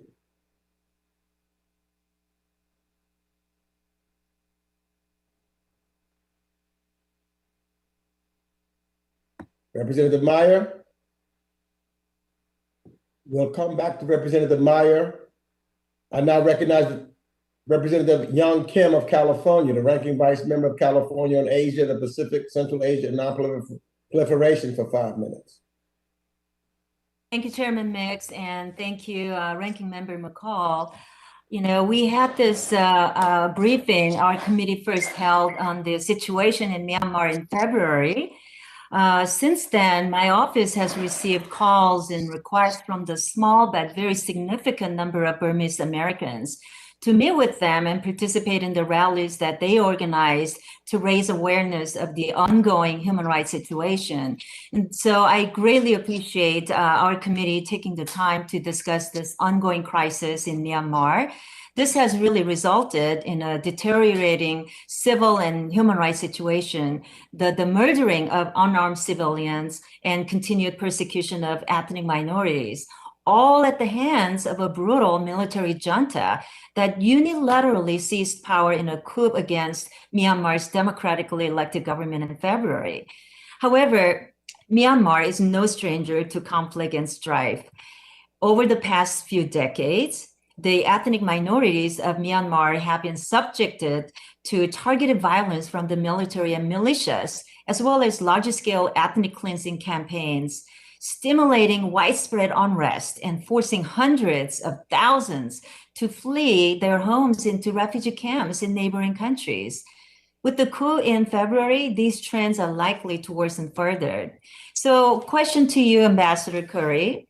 What new challenges may arise in the weeks and months ahead, including the possibility of new refugee flows to neighboring countries or the deepening of the country's decades-long civil war? So how should the United States seek to avoid such scenarios, and what could Congress do to guide the U.S. policy?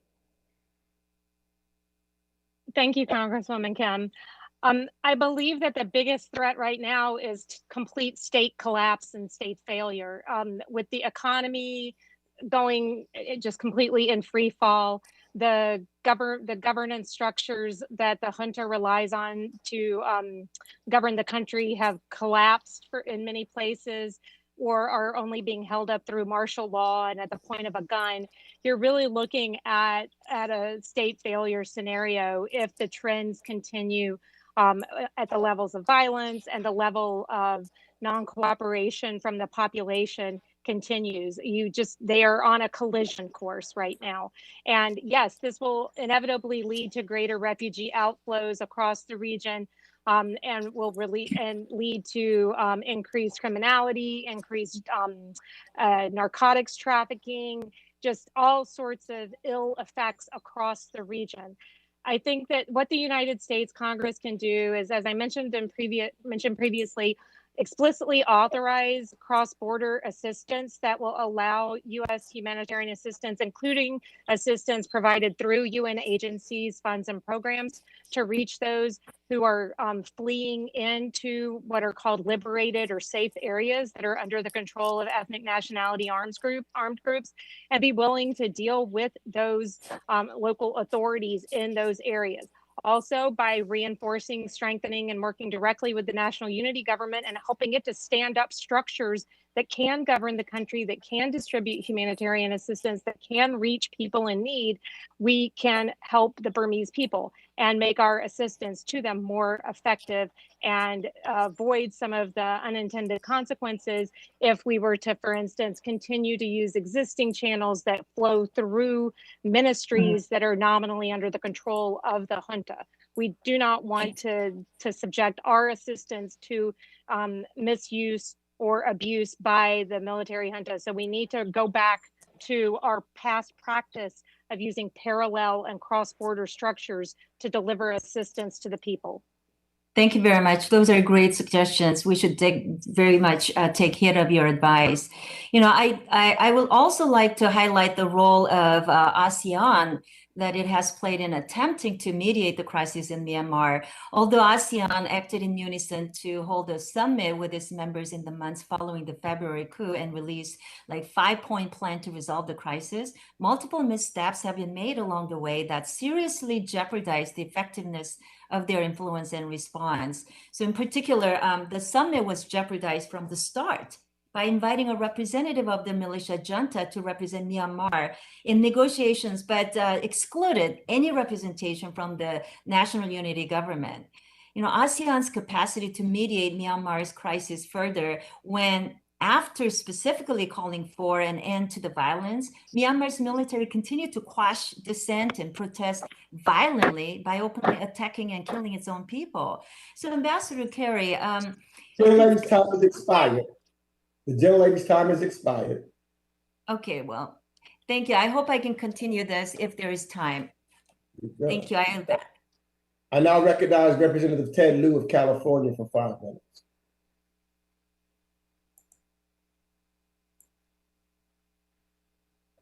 You're muted, Ted.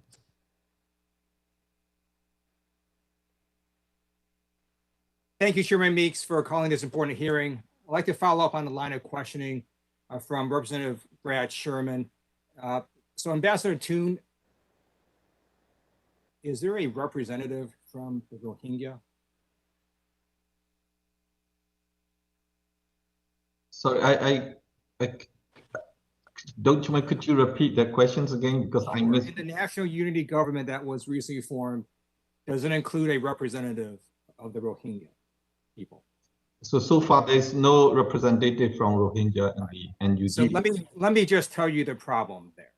There's an article in Time magazine dated March 8, 2018 that estimates more than 43,000 Rohingya parents have been reported lost, presumed dead. Other reports estimate about 25,000 Rohingya may have been killed. There's a study in January 2018 that estimated that there are also an additional 18,000 acts of sexual violence against Rohingya women and girls. And it's estimated that 116,000 Rohingya were beaten and 36,000 were thrown into fires. In a recent New York Times article, I'm just going to quote from it, states that rather than condemn the systematic executions, rapes, and village burnings, Ms. Aung San Suu Kyi, a Nobel Prize laureate, defended the generals. There was little outcry in Myanmar over the brutal persecution of ethnic minorities. Ms. Aung San Suu Kyi defended the military at The Hague, where Myanmar was accused of genocide against Rohingya. Myanmar's diplomats, including Mr. Kyaw Moe Tun, fell in line, earning the country's international scorn. So how can we trust that the Rohingya aren't going to be continued to be killed if we support the national unity government? Why should we support you? Thank you. Because as I mentioned earlier, now we are fighting the common enemy. So all the issues that happen in Myanmar are because of the military. So we need to focus on the common enemy first. Then, as I mentioned earlier, the NUG government will address the issue in line with the international norms and standards, in line with the international human rights law and international humanitarian law. And then also what we believe is that NUG is an interim government, and then when it's come to the permanent one, we will be because we believe in engagement, we believe in dialogue. So all the outstanding issues that we face, definitely we can resolve it through the dialogue with the participation from all relevant stakeholders, and this kind of inclusive dialogue where find a way to get to solve the problem. That is what we believe is that that is what we need, the support from the international community towards the national unity government. Please give me a chance to ask. Let me ask you another question. Can the Rohingya people get citizenship in your country? Yeah, of course, those who are in the, that is why I want to point out is that, those the NUG government will pursue in accordance with the international norms and standards. Those who ever entitled, they will be get the citizenship, and those who ever get the citizenship, they were enjoying the fundamental rights that the others join. So that is what we believe. We believe in the democracy. We believe in the human rights. That is when whoever inside the country, they have to enjoy the right same like the others. That is what we believe. So thank you. I'm going to reclaim my time. So the military coup is unacceptable. And I would hope that the military would stop killing people. And we need to reverse the coup. At the same time, I don't see any change in the national unity government when you can't even include a representative of the Rohingya people. The UN has said that the government of which you were a part of had genocidal intent and ethnic cleansing of Rohingya people. And you still can't even manage to have a representative of the Rohingya people in a unity government. So I cannot support your national unity government, and I will oppose efforts for the United States to support your national unity government until you commit to having at least a representative from the Rohingya people, and you commit to stopping the genocide of the Rohingya people. I yield back. Time has expired. Gentleman's time has expired. I now recognize Representative Meyer of Michigan for 5 minutes. Thank you, Mr. Chairman and Ranking Member, for holding this hearing today, and to our guests who are joining us to share their wisdom and their experience. Like Ms. Tenney, I also have a significant Burmese population in my district. We have over 4,000 Burmese and Burmese Americans in West Michigan, many of whom were fled during the 1988 coup, which I know that both Ambassador Tun and Ms. Ohmar were lived through, right, experienced firsthand. I think of the earlier comments just about how initially, when the kind of green shoots of democracy were first occurring, when Aung San Suu Kyi kind of burst onto the scene, and then the Nobel Peace Prize, and all these positive efforts, how much excitement there was that after decades of kind of brutal repression and military dictatorships and coups, that the Tatmadaw were finally starting to relinquish some of their grasp. I think it's pretty clear to us right now that was, as Ms. kind of Currie mentioned, that relinquishment was a bit in name only. And I think they sought to take the best benefits of that cooling, or that warming of relations, that thawing of tensions with the rest of the world, and the Western world in particular, and turn that into being able to line their own pockets and do what they can to further cement their hold on the country. And the coup on February 1st, I think, made that very clear.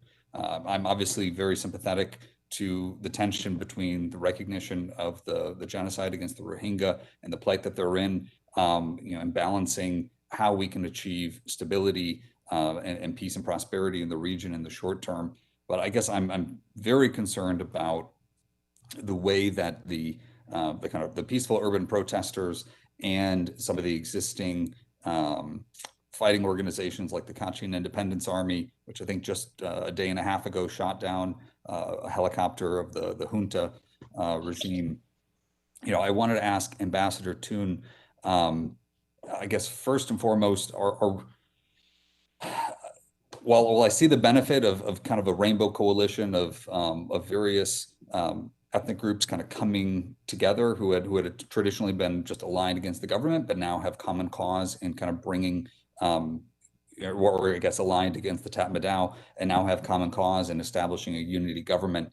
Do you think that can be a sustainable balance in the long term, especially when you have, when we've seen evidence in the past of when long-running armed conflicts then try to implement the more reformist, democratic mindset individuals, and how that can quickly result in the people who have the guns having the say? Could you speak to that, Ambassador Tun? Thank you, Mr. Maya. It's true that the situation that we are having, especially unprecedented unity that we are having at this point.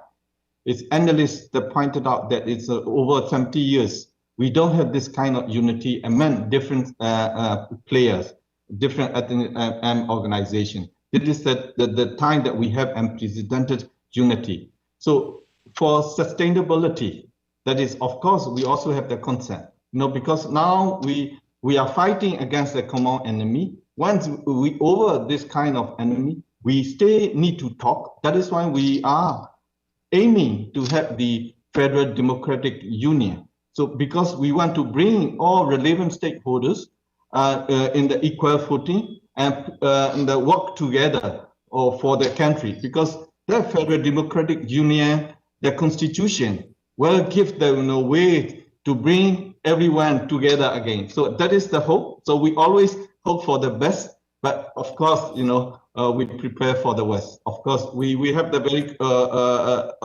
very positive points on this regard. Yeah, thank you, Mr. Ambassador. I think we've spoken to the failures of ASEAN more broadly to try to tackle and kind of have a hard framework. So I hope that partners in the region step up. But just finally, Ms. Currie, can you speak to the fact that if we were to implement sanctions and cut off some of that funding, specifically with Myanmar oil and gas enterprise, do you think that that would really have an operative impact on the Tatmadaw survival? I think it would definitely clip their wings. They rely on the revenue from oil and gas substantially for a lot of what they do. The other thing that I think that we could definitely do is put some more pressure on Singapore. The junta is clearly having some challenges with access to hard currency, and they hold accounts in Singapore that continue to be able to participate in purchases and dollar auctions. We need to do more to cut off their access to hard currency, and putting sanctions on MOGE would certainly put a big chunk of pressure on them. Yes. Thank you, Mr. Chairman. Are you back? Thank you. Let me go ahead and recognize the gentleman from Rhode Island, Mr. Cicilline. Thank you. And I really want to thank Chairman Meeks and Ranking Member McCall for this really important hearing. I had the fortune of traveling to Myanmar and to meet the Burmese people and to see a nation struggling and one that really has attempted to persevere under the weight of successive military dictatorships. But I also had the opportunity to visit the Rohingya in Bangladesh in the camps. And my first question is really to Ambassador Tun. 750,000 Rohingya refugees were forced from Myanmar into Bangladesh at the direction of the Tatmadaw. Roughly 600,000 remain in Myanmar, and there is justifiable concern for their well-being and their safety. So what is the current state of Myanmar's remaining Rohingya? How likely are they to remain safe? And what is the status of the Rohingya refugees?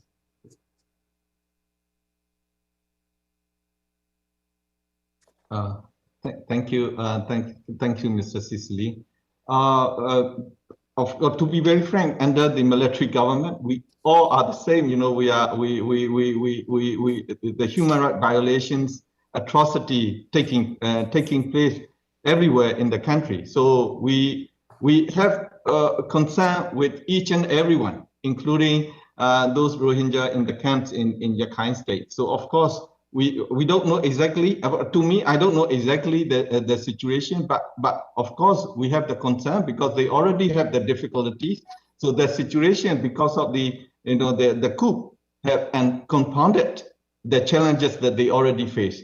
So that is why we are keep telling the international community that please end this military coup. Please support us to end the military coup. That is what we really want. So then the next step where we work together to solve the problem, find a sustainable solution with regard to this matter. That is very important for all of us. Thank you. I've heard your responses to Mr. Liu and Mr. Sherman. I can tell you, I met with members of the Rohingya community who were members of the elected government and no longer have citizenship. So this issue about making the Rohingya a stateless people is a serious one. Democracy means more than uttering the words. It means respecting the basic human rights of all of your citizens. And so I hope you hear the message loudly and clearly that we expect the Rohingya to be repatriated to their own country and obviously be kept safe. But I want to turn now to a question about food security. The UN has reported more than 2 million people in Burma are facing growing food insecurity due to this crisis. And both the political crisis as well as COVID-19 pandemic, with families being forced to skip meals, obviously having less nutrition. The World Food Program is scaling up its response in Burma to provide assistance to more than 3.3 million people in the coming months. What is the kind of current status of the humanitarian effort in Burma? And I don't know, Ambassador Currie or Ambassador Tun, who's best prepared to answer that?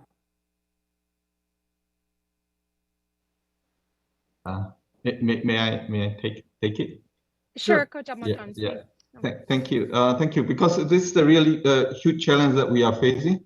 Because the one hand, we don't want any country to recognize the military, to engage with the military. But at the same time, we pay attention for the humanitarian assistance. But that is why what we like to request the international community, including the United Nations and our development partners, whatever the assistance that you make, please consult with the National Unity Government and go through the CSO and the others and NGO. That is what we like to request. The humanitarian assistance is very important for all of us at this point. I think that Ambassador Kelley may have some more points to add. And Ambassador Currie, if you could also respond to the independent investigative mechanism for Myanmar. I know there's been some concern about evidence being destroyed. And is this an effort that we can provide additional resources to? This is ultimately about accountability. And Facebook, I know the platform was used to spread hate speech against the Rohingya, and the ability to kind of collect that information is going to be really critical. Thank you. I would add that right now is it's rice harvesting season. It's the dry season. Rice harvest is taking place in very critical that be able to take difficulties. Or can you all hear me? Yes. And on the we need to increase U.S. contributions and also work within the Human Rights Council and within the General Assembly to expand the mandate of the IIM to make sure that they can investigate all the atrocities that have taken place, not just the ones in the Rohingya areas. And they're already doing that to some degree, but we can support that more robustly. Thank you. Thank you so much, Mr. Chairman. I yield back. Great, thank you. Let me go ahead and recognize the gentleman from Texas, Mr. Pfluger. Mr. Chairman, thank you very much. Discuss this important issue and obviously take a look at the atrocities that have happened and make sure that we as a country are standing up for the ideals that have made America what it is, and that we continue to look around the world ways to influence. And so I'd like to start, Ambassador Currie, by just kind of asking about some of the investments that have been made by some Western energy companies, whether it's Chevron or Total or some of the others, and how important has that infrastructure been to helping with the poverty, to helping with some of the quality of life throughout the country in the last couple of decades? I would say that on balance, the investments in oil and gas infrastructure, not just by Western countries, but overall, have largely enabled the military to avoid the consequences of its failure to use resources to invest in the people of the country, and have allowed the military to purchase weapons to turn on its own people. The civilian government ostensibly gained control of those resources starting in 2010, 2012. And the NLD government controlled them starting in 2015 and started to institute policies under the extractive industries transparency initiative and other ways to try to make them make those revenues go more toward the health and welfare of the Burmese people. But now that those revenues are flowing back into the pockets of the Tamada, they will once again be used to torment the Burmese people, not to support and help them. What are the chances and the threat of, if they were abandoned and expropriated, or even worse, is there a threat that the Chinese could somehow take over those assets and do something else with them? Can you kind of talk to that line of thinking? It depends on the assets. You have the offshore facilities that are in the Andaman Sea, and then you have onshore facilities, including pipelines that cut across. The Chinese already have a substantial investment in the oil and gas industry in Burma. as does India and even Malaysia, the United States, others. The Yadana pipeline is servicing a mature field, and it's unlikely that it would be that the impact of the U.S. withdrawal there would mean much. One of the challenges for the Burmese is that they have no refining capability. So even if they're able to export the oil or even if they're able to pump the oil and gas, that they can't refine it and sell it on the open market. So that's why the Yadana pipeline flows to Thailand, where the Petroleum Authority of Thailand actually refines it and then gives a portion of it back to Burma and then sells the rest on the spot market. So it's there's a debatable proposition about whether pulling out U.S. investment will have much of an impact.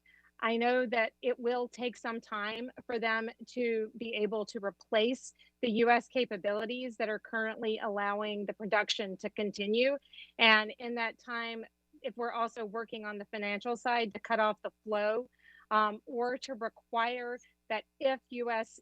entities stay involved, that they put the funds into an escrow account instead of sending them to the military. That's another option where the U.S. companies and other multinationals don't have to withdraw. They just don't pay the royalties to the junta. They put them in an account that's set aside for the people. Ambassador, thank you very much for that explanation. Just very quickly, Ambassador Tun, in the remaining 40 seconds, do you agree with kind of the philosophy of making sure that the funds are going to be flowing in the right direction and that we don't have some secondary or tertiary effect that could be worse? At this time, our focus is to stop any money inflow into the military regime. So whatever way that we can cut off, please do so. That is the quick question that I'd like to respond. Please cut the money inflow into the military regime. Thank you, Chairman. With that, Great, thank you. Let me go ahead and recognize the gentlelady from Minnesota, Ms. Ohmar. Thank you. And thanks to our panel for joining us today for this really critical conversation. I wanted to chat a little bit with Ms. Ohmar. I know that you have previously been supportive of a UN Security Council referral to the situation in Burma to the International Criminal Court. Of course, the ICC has claimed some jurisdiction through the Bangladesh referral, and there's also an ongoing case at the ICJ regarding the Rohingya genocide. What would you like to see happen in terms of an investigation and prosecution for the atrocity crimes being committed this year? And do you see the ICC as the best venue? Should we be thinking about helping set up a hybrid court? Thank you, Congressman Ohmar. Yes, my stand and our organization stand still, we still stand on the support of the Myanmar situation overall referral to the ICC. That we know that can only happen with the Security Council referral. So that's why we also are calling for the option, another option, if it is not possible, to set up an ad hoc international tribunal that can be commissioned as well. And if the Security Council will not move, that is another possibility through the UN General Assembly as well. So that's something that we've been calling for. And we know the current the jurisdiction that ICC can exercise through the Bangladesh is very limited. It is not enough. It doesn't cover all these all these violence the Rohingya community face before they fled into Bangladesh. And we need all of these crimes, including the sexual violence against women. All of these like I met with many of these Rohingya sisters, who are the rape survivors of this military regime, the military. So we need to address all of these crimes, but not only for the Rohingya people, but also for all of the crimes across other ethnic areas, as well as those crimes against humanity happening for the last 3 months. And only with the Security Council referral that we will be able to address all of these crimes at the ICC. So we would like for the United States government to also first recognize the genocide definition and also support all our efforts at the Security Council, either to refer to ICC or set up an independent ad hoc tribunal. That would be the best option. But we are also calling on the National Unity Government to actually sign the Rome Statute so that we will be able to have the ICC also look into the other crimes as well. Thank you. I know Currie wants to add something, but let me pose this question and then I'll give you a minute to do that as well. Obviously, one of the barriers to establishing justice for the victims, both with the Rohingyas and the pro-democracy protesters right now, is destruction of evidence. And I know that you mentioned in your testimony that the Burmese military is covering up their gross humanitarian violations. So how can the United States be supportive in terms of documentation so that there is sufficient evidence when the ability for prosecution can exist? Again, to Ms. Ohmar, and then we'll let Currie chime in if we have a couple of seconds left. Thank you for this question. For the last a few decades, since the previous military regime, the local organizations, local civil society organizations, when it comes to the rape and sexual violence, particularly the ethnic women organizations, they've been the one who have been documenting and presenting to the United Nations and to the international community. I will come back to this to them for this round as well, because they are with the well experience, how to document not only the human rights documentations, but also the evidence collections. And of course, it's very extremely challenging now under this military junta how to collect and preserve those evidences. But together with this, the United Nations established mechanism, I think the local civil society organizations, women's organizations they are placed best to collaborate with the international mechanisms to work together. And we need all your support for that to happen. Thank you. Ms. Currie, if you can keep your answer short. Thank you.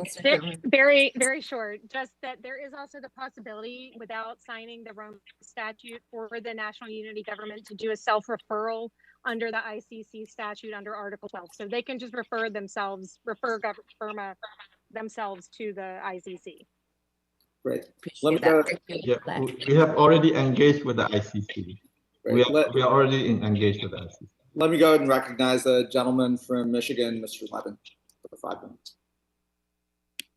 Thank you so much, Mr. Chairman.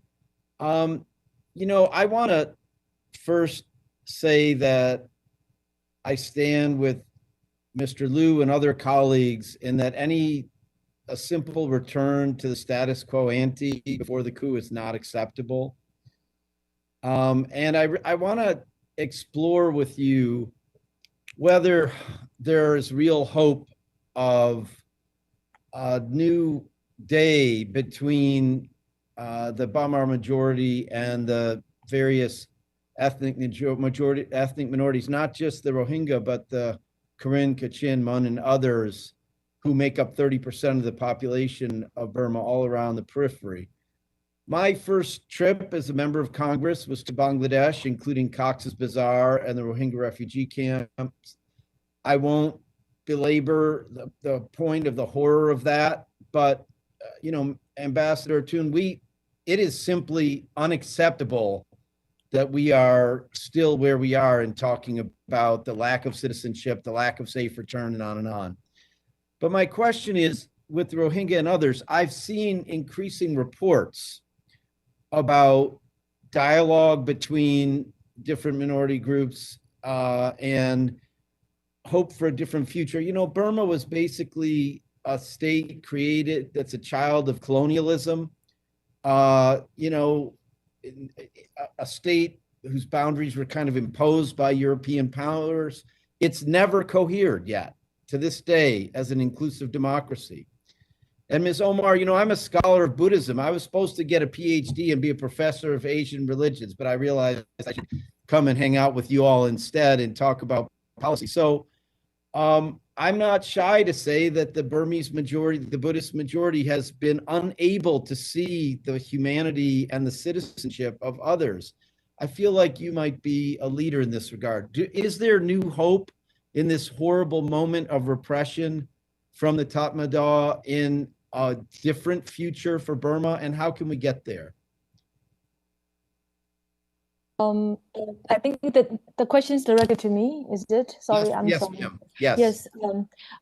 With in the past 3 months, I see a ray of hope, because I see the different ethnic communities coming together. While I also see, particularly from the Buddhist Burma majority, showing their sympathy and understanding, empathy to the other ethnic communities, such as Karen and Kachin, who face this kind of abhorrent violence from the military for many generations. They are publicly writing on the social media, and also they are publicly apologizing to the ethnic communities, including to the Rohingya people.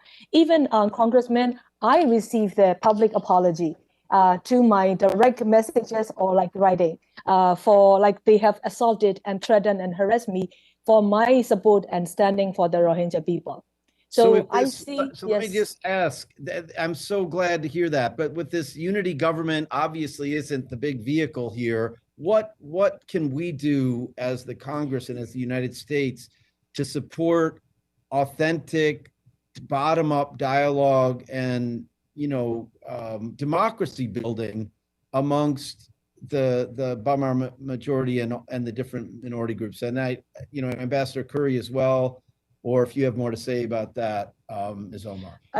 Yes, thank you. I would say that first of all, Burma never had a chance to process a nation building, but with this current moment, this is the best chance and the best time. I mean, the first time that I've ever seen the opening opportunity. I would like for you to help and facilitate and support us by bringing these communities together. And in that, what we really need is I look into the NUG. There is a potential because within the NUG, there are different ministers who already are taking the stand on the universality of human rights, as well as supporting the Rohingya community as well. So we need to encourage these elements within the NUG to be able to go up to the level of holding such dialogues among the different communities. And with your support, of course, we will have to hold the NUG accountable for the human rights. We will have to hold the NUG accountable for the Rohingya people as well. Make sure that Rohingya people are also included in the process of the NUG and the leadership. But at the same time, NUG needs your support to be able to get to that point. So I think this is our proposal to the United States government: is support the NUG, but make sure that we all hold the NUG to account for what they have to stand on the principles of human rights, and as well as the protection of the ethnic and religious minorities, particularly the Rohingya people, as they are the most persecuted. Thank you very much. Well, I guess my time's expired, Mr. Chairman, so I better yield back. Thank you. Beautiful statement. We'll be here to support that dialogue one way or another, whatever's most appropriate. Thanks. Great, thank you. Let me go ahead and recognize a gentlelady from Pennsylvania, Ms. Houlihan. Hi, and thank you, Mr. Chair, and thank you so much to everybody for your really thoughtful conversation. I have also had the opportunity to go to Burma more than once, and it's a beautiful country, and I'm devastated by what's happening there. I am fortunate enough that I'm on the Foreign Affairs Committee, but specifically on the Asia Subcommittee, and another one that's new that's called the Foreign Affairs Committee on International Development, International Organizations, and Global Social Impact, global corporate social impact, importantly. And so I was hoping that I might ask both ambassadors if they could speak a little bit about the role that the U.S. and our allies' businesses, for-profit businesses, could have if we stayed in country rather than imposing sanctions. And I'm not specifically talking about, oil, gas, those kinds of meanies or baddies that we've all been talking about, but I'm talking about other businesses that may be helping or not negatively impacting the Burmese people themselves and allowing them to continue to have potentially jobs and otherwise. So if maybe I could start with Ambassador Tun to ask if there's any value at all to maintaining some aspect of our businesses and our allies' businesses in Burma. Thank you, Ms. Holahan. I think it's very difficult. It's if we keep the business as usual, then it will benefit to the military. So my short answer is that don't do it any business under this military. So that is what we need to change their behavior. So if we go like this, definitely they will be surviving. So we need to stop that. Thank you. And Ambassador Currie, would you be able to add to that? Is it your opinion that no business at all business being barred from the U.S. and our allies would be their best course of action? I think that the key is to avoid doing business with the military junta. Sorry, my dog just started barking. I don't know if you can hear her. The perils of working at home. But I think the key is to avoid working with the junta, avoid dealing with military-owned businesses, as well as the crony businesses that support the military. Unfortunately, right now, due to the situation and basically the economic collapse of the country under the civil disobedience movement and the work stoppages that are going on, there's not a whole lot of economic activity taking place.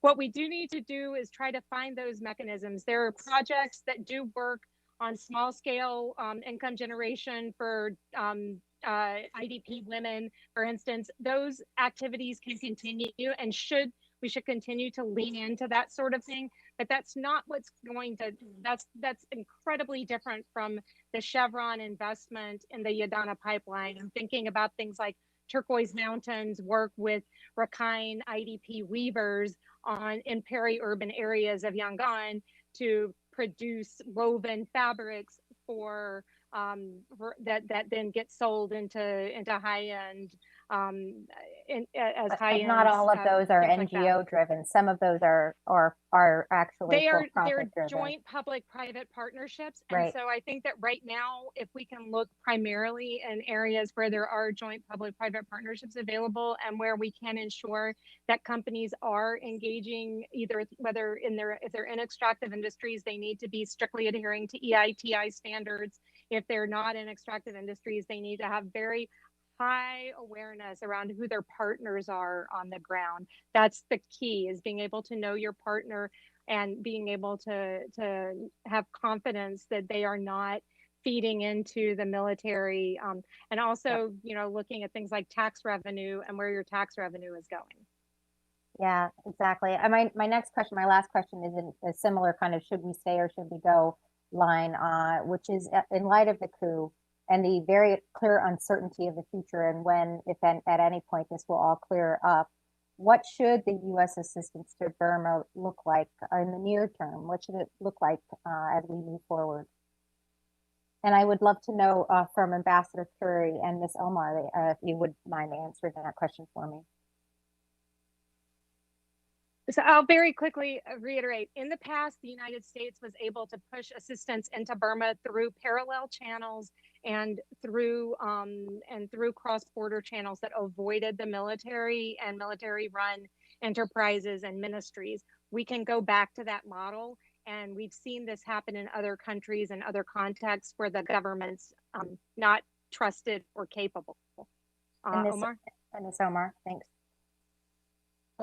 I will second Ambassador Kelley as well. I think what we really need is the assistance to be able to reach to all the most vulnerable and needy communities across the country in light of the coup. This is where the situation is.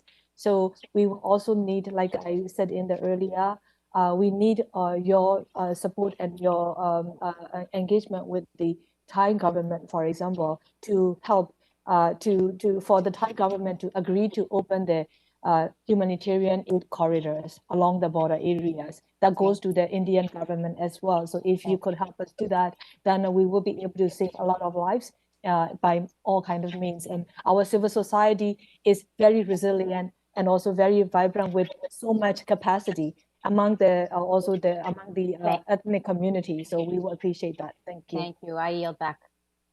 Thank you. Thank you. Let me go ahead and recognize the gentleman from New Jersey, Mr. Malinowski. Thank you so much, Mr. Berra. Hello to all of our witnesses. I want to just start actually by saying a few words. I have good friends on this panel, but particularly to Ms. Ohmar. You members of the committee heard a little bit about her story, how she was a refugee from the 1988 protest movement against the military government. You all should know that she was actually one of the first, I think, 3 or 4 Burmese refugees to come to the United States at that time. And I know because I was there and knew her as a slightly younger woman, college student at Simon's Rock College up in upstate New York. And I saw you grow from those young, confusing days into a leader. And a leader in what turned out to be a multi-decade struggle to return democracy to Burma. You mentioned you testified to Congress 20 years ago, 25 years ago, making very similar points as you are today about the Burmese military. And you know, I worry a little bit that you may feel that it was all in vain, that you're right back where you started. And I just want to tell you that that is not the case.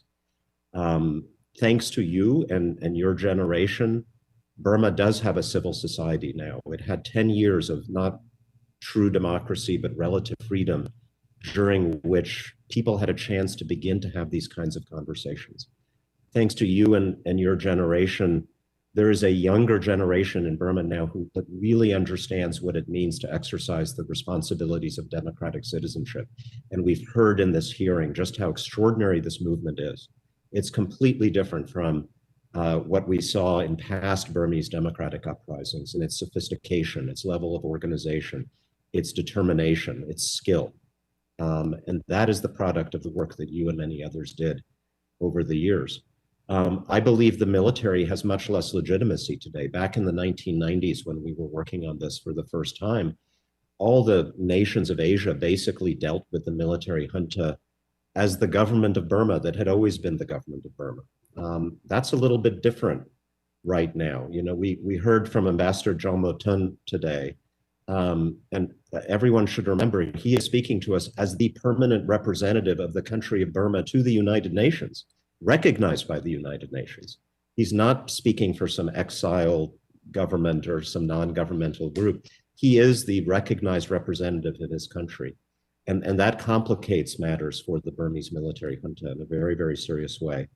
And I also think that although the US has always been on the side of the Burmese people, this is now a much higher priority for the United States government than it ever has been. I think the Biden's administration's response, there's more that can be done, and we've heard great ideas here, but I think it has been exemplary in the first 2 or 3 months of this administration, from the freezing of over $1 billion of funds held by this junta in the American financial system, to, I think, a very sophisticated sanctions policy that we've seen unfold, and I expect more to come. So you should feel a sense of accomplishment, as terrible as the situation is today. A couple of quick questions. Ambassador Currie, you gave us a really interesting and I think insightful assessment of China's complicated role, more complicated than some might imagine, based on just the fact that China ideologically is not going to be in favor of democracy in Burma. We've heard a little bit less in this hearing about Russia, which seems to me actually at the United Nations to be a much more unvarnished supporter of the Burmese junta. There's a military to military relationship. Could you say a little bit more about that? Sure. Russia is primarily the arms dealer for the Tatmadaw, and they have no bones about it. And they, as you said, have been more unvarnished in their willingness to accept the coup, that just as they were, you know, just as they are unvarnished in their support for Assad in Syria. They are completely amoral about all of this, and they don't care. They don't care about democracy, and they certainly don't care about any of that, the human rights considerations here. They like their client. That said, if they lose China in resistance to UN Security Council action, I find it hard to see them acting alone on this. This isn't Syria. They don't have as much strategic input in Burma. It's much more transactional for them and just an opportunity to be chaos agents, in my opinion. And I think that if we can move China to abstain, then Russia will follow them. Great. Thank you so much. I yield back. Great, thank you. I see Ms. Manning's camera, but I don't see Ms. Manning. So let's go to the gentleman from California, Mr. Vargas, and then we'll come back to Ms. Manning.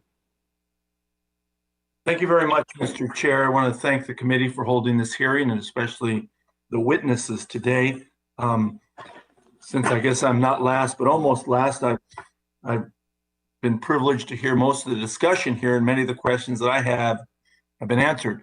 I do want to comment, however, that I too have great concern over the Rohingya and the situation that they face outside of the country and inside the country, and hope that they will be respected and cared for, and I look forward to that happening. I do have one question that I thought Mr. Malinowski was going to follow up on, and that is China. And we have heard quite a bit about it, but I'm surprised that they're not meddling more in this situation. Not only because obviously it's on their border, but as Mr. Wilson very appropriately and proudly mentioned, his father was a flying tiger. The United States has a very long history with Burma, a very proud history. And that's why I would think that the Chinese would want to meddle more in the situation in Myanmar, but they haven't. Why is that? Ambassador Currie, why don't you handle that one? Well, I think they're meddling a lot, actually. I think they're trying to shore up their own interests, which is what they do best in these situations from their own perspective. But their interests are very narrowly cast, and so they are doing things that are not helping them. And when they have taken an action in one way or the other, it has set off protests against them and put them in uncomfortable positions. I think they are in an uncomfortable position, and they're not quite sure what to do because this has gone on and has unfolded in a way that they're not really comfortable with. I think the thing that makes them probably most uncomfortable is the way that the protesters in Burma have linked up with protesters across the region, several of whom also are agitating against the Chinese, whether it's on the Chinese Communist Party, whether it's the ones in Taiwan or the protesters in Hong Kong as part of the Milk Tea Alliance. So I think that has really got them off balance. I think they frankly are a little off balance. They've resorted to their usual tools, but they aren't working very well. But I guess I would ask that or comment that the Chinese oftentimes are uncomfortable and they seem to act anyway. And I see them with their Belt and Road acting in places where it's uncomfortable, but they continue to act. And that's why the off balance sort of catches me off balance. I don't understand why they aren't more active here. I mean, it's right on their, obviously it's on their border. You would think that they'd be much more engaged. Their preference is to see what happens and then deal with whoever comes out on top. And because nobody is on top right now and there's not a clear outcome, I think that they are continuing to hold back. And by keeping things like Security Council deliberations private and not holding them in the public, we're allowing them space to continue to hold back and withhold until, and not have to put their chips on a number, that they can kind of keep their cards close to the vest. I'm sorry, I'm mixing gambling metaphors. That's okay. But I don't understand why they don't want to force or influence who comes out on top. I mean, you mentioned they're going to sit back and wait. You would think that they would be more involved in pushing to see who does come out on top. I think they're outcome neutral here, actually. I mean, they just want an outcome. That's what they want. They want somebody to deal with that they can make deals with. And they don't really care who it is, because they've found over the past 5 years that they can deal with the NLD just fine. They have no problem manipulating the NLD and cutting deals with them. It worked out great for them the past 5 years. In fact, better than dealing with the junta, because they had more legitimacy because they were dealing with a more legitimate government. So they would rather just wait and see and not be forced to make a choice. That's their preference. Okay, I heard today and I've read, of course, about the potential 2 million people that have food insecurity.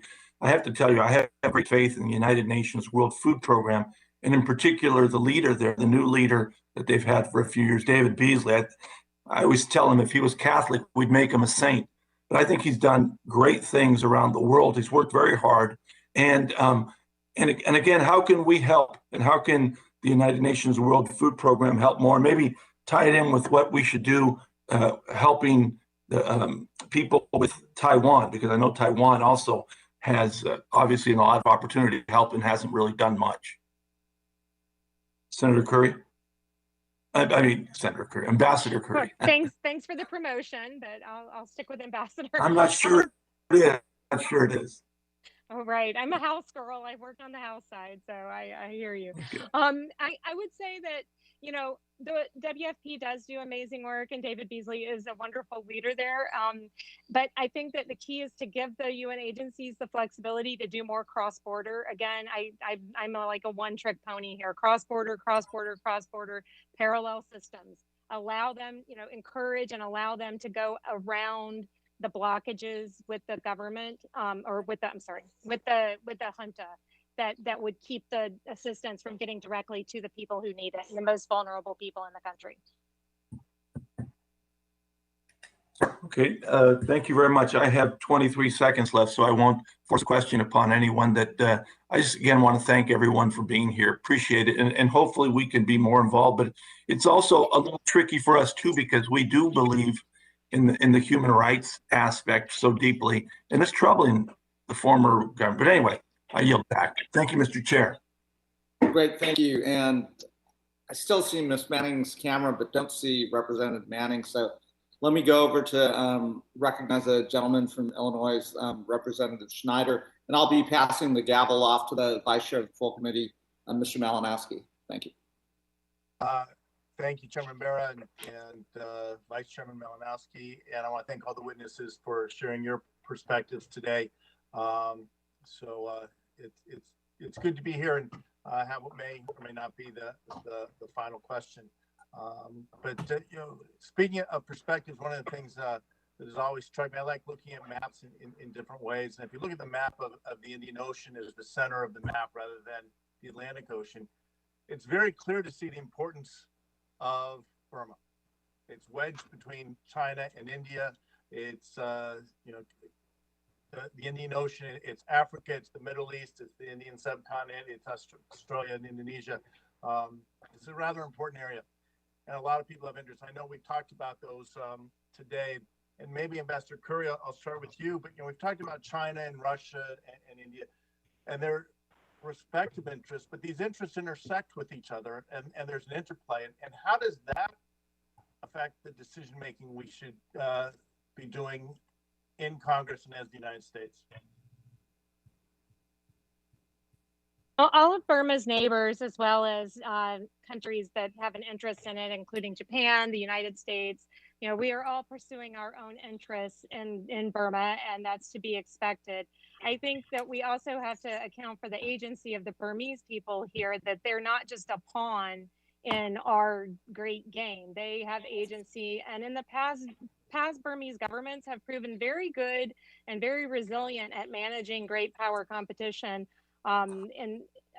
over and around their interests and playing powers off of each other, whether it's the US and China or India or ASEAN. They are quite good at manipulating and the military junta in particular, because they don't care about the people of the country except as they represent a resource for them to exploit.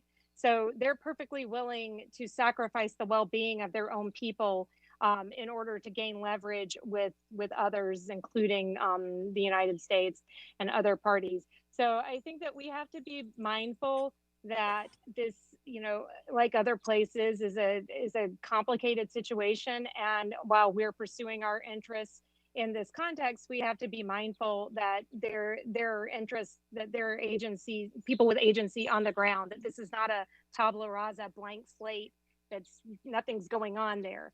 And we can't just shape the events of this country to our will. So I think that's the first step, is to really have a very kind of humble, and then to the extent that we can align our interests and our policies with what the desires and the clear desires of the people of the country are, we're long-term going to be better off. And we saw this, that even after people in the country were quite angry with the United States, or critical or unhappy when we took the side, or when we spoke out in favor of the Rohingya, or to defend the Rohingya, or criticize what had happened during the Rohingya genocide, there was still a very strong reservoir of support for the United States that underlied this momentary, popular irritation. And so I think that there's still a strong desire for these things, for alignment with the United States, and for what the kinds of values and that we represent, that we have an enduring appeal in Burma that we can rely on, even though we're not a neighbor and can't rely on the strategic reserves that the Chinese or the Indians necessarily have. Thank you. And if I can turn to the permanent representative, and thank you for being with us here today. You're, I imagine, having conversations with the respective representatives from China and Russia at the UN. Could you share a little bit about those conversations and how it might inform the decisions we're trying to make here in the U.S. Congress? Thank you, Mr. Schneider. So it's not lately, but before, like 3-4 weeks ago, when I talked to the Chinese permanent representative, and because they are worried about the perception of the people vis-a-vis China, because the perception of people towards China is very negative. So that is what they worry, because the perception that, because in the people's eyes, the China is always with the military, but China said that they are not with the military. They like to see their country like stable and the prospered Myanmar. But what I would stress is that that is very important time for China to demonstrate they are with the people of Myanmar, not with the military. How they can show it? They can, condemn the military coup, they condemn the violence act, demand the release of all the unlawful detainees, including leaders, and then to stop doing business with the military. That's sort of the point that I stress. But the point that they always make is that they don't want to get misunderstood from the people of Myanmar, because they like to show that they are with the people of Myanmar. But on the eyes of people of Myanmar, it's still very difficult. Thank you. Thank you. And Ms. Ohmar, I'm sorry we're out of time. I would love to hear your perspectives as well, but with that, I will yield back. Thank you. Thank you so much. And I see Representative Manning is back, and I will yield 5 minutes to her, and then we'll close.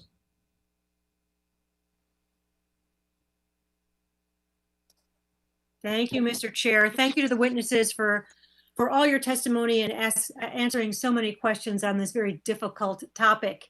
Ambassador Currie, women continue to risk their lives and play central roles in nonviolence to bring about a true democracy in Burma, even as the Burmese military uses sexual and gender-based violence as a weapon of war. How can we best support women in the movement at this time? The United States has a long history going back to the founding of the Women's League of Burma, where I was proud to be there with Ma Omar at the first conference of the Women's League of Burma, quietly sitting in a corner crying, watching this amazing event unfold. It was so beautiful to see, and to see the generations that have followed and how they've stepped up in this movement has been tremendous. At the same time, the dark side of it is the stories that I hear, the messages I get about young women taking Plan B birth control pills with them when they go out to protest because they fear being raped by the military. Just these heartbreaking stories of sexual assault and abuse and sexual violence, because this is a pathology that is highly present within the Tatmadaw. And I think that the key is to work with the UN agencies that actually do work. There are a few parts of the UN that actually function well One is the Office of Pramila Patton, who's the SG's special representative on sexual violence and armed conflict, and she is fantastic and does amazing work. She has an MOU with the government on this issue that came out of the Rohingya crisis, but can now be more broadly applied, and to also continue to support the investigative mechanisms and the other accountability mechanisms, and make sure that we're holding people accountable and that we are sanctioning individuals who are involved in sexual violence when we get information about that. I think that that's a critical thing that we can do. We've done that in other contexts where we've specifically sanctioned in South Sudan, for instance, individuals for sexual violence. Thank you. Some of those details are just horrific, but thank you for those, for your answer. Ms. Ohmar, and thank you for being with us today. What more can the US and the international community do to ensure the basic human rights of refugees are protected in neighboring countries throughout what is very likely to be a protracted displacement?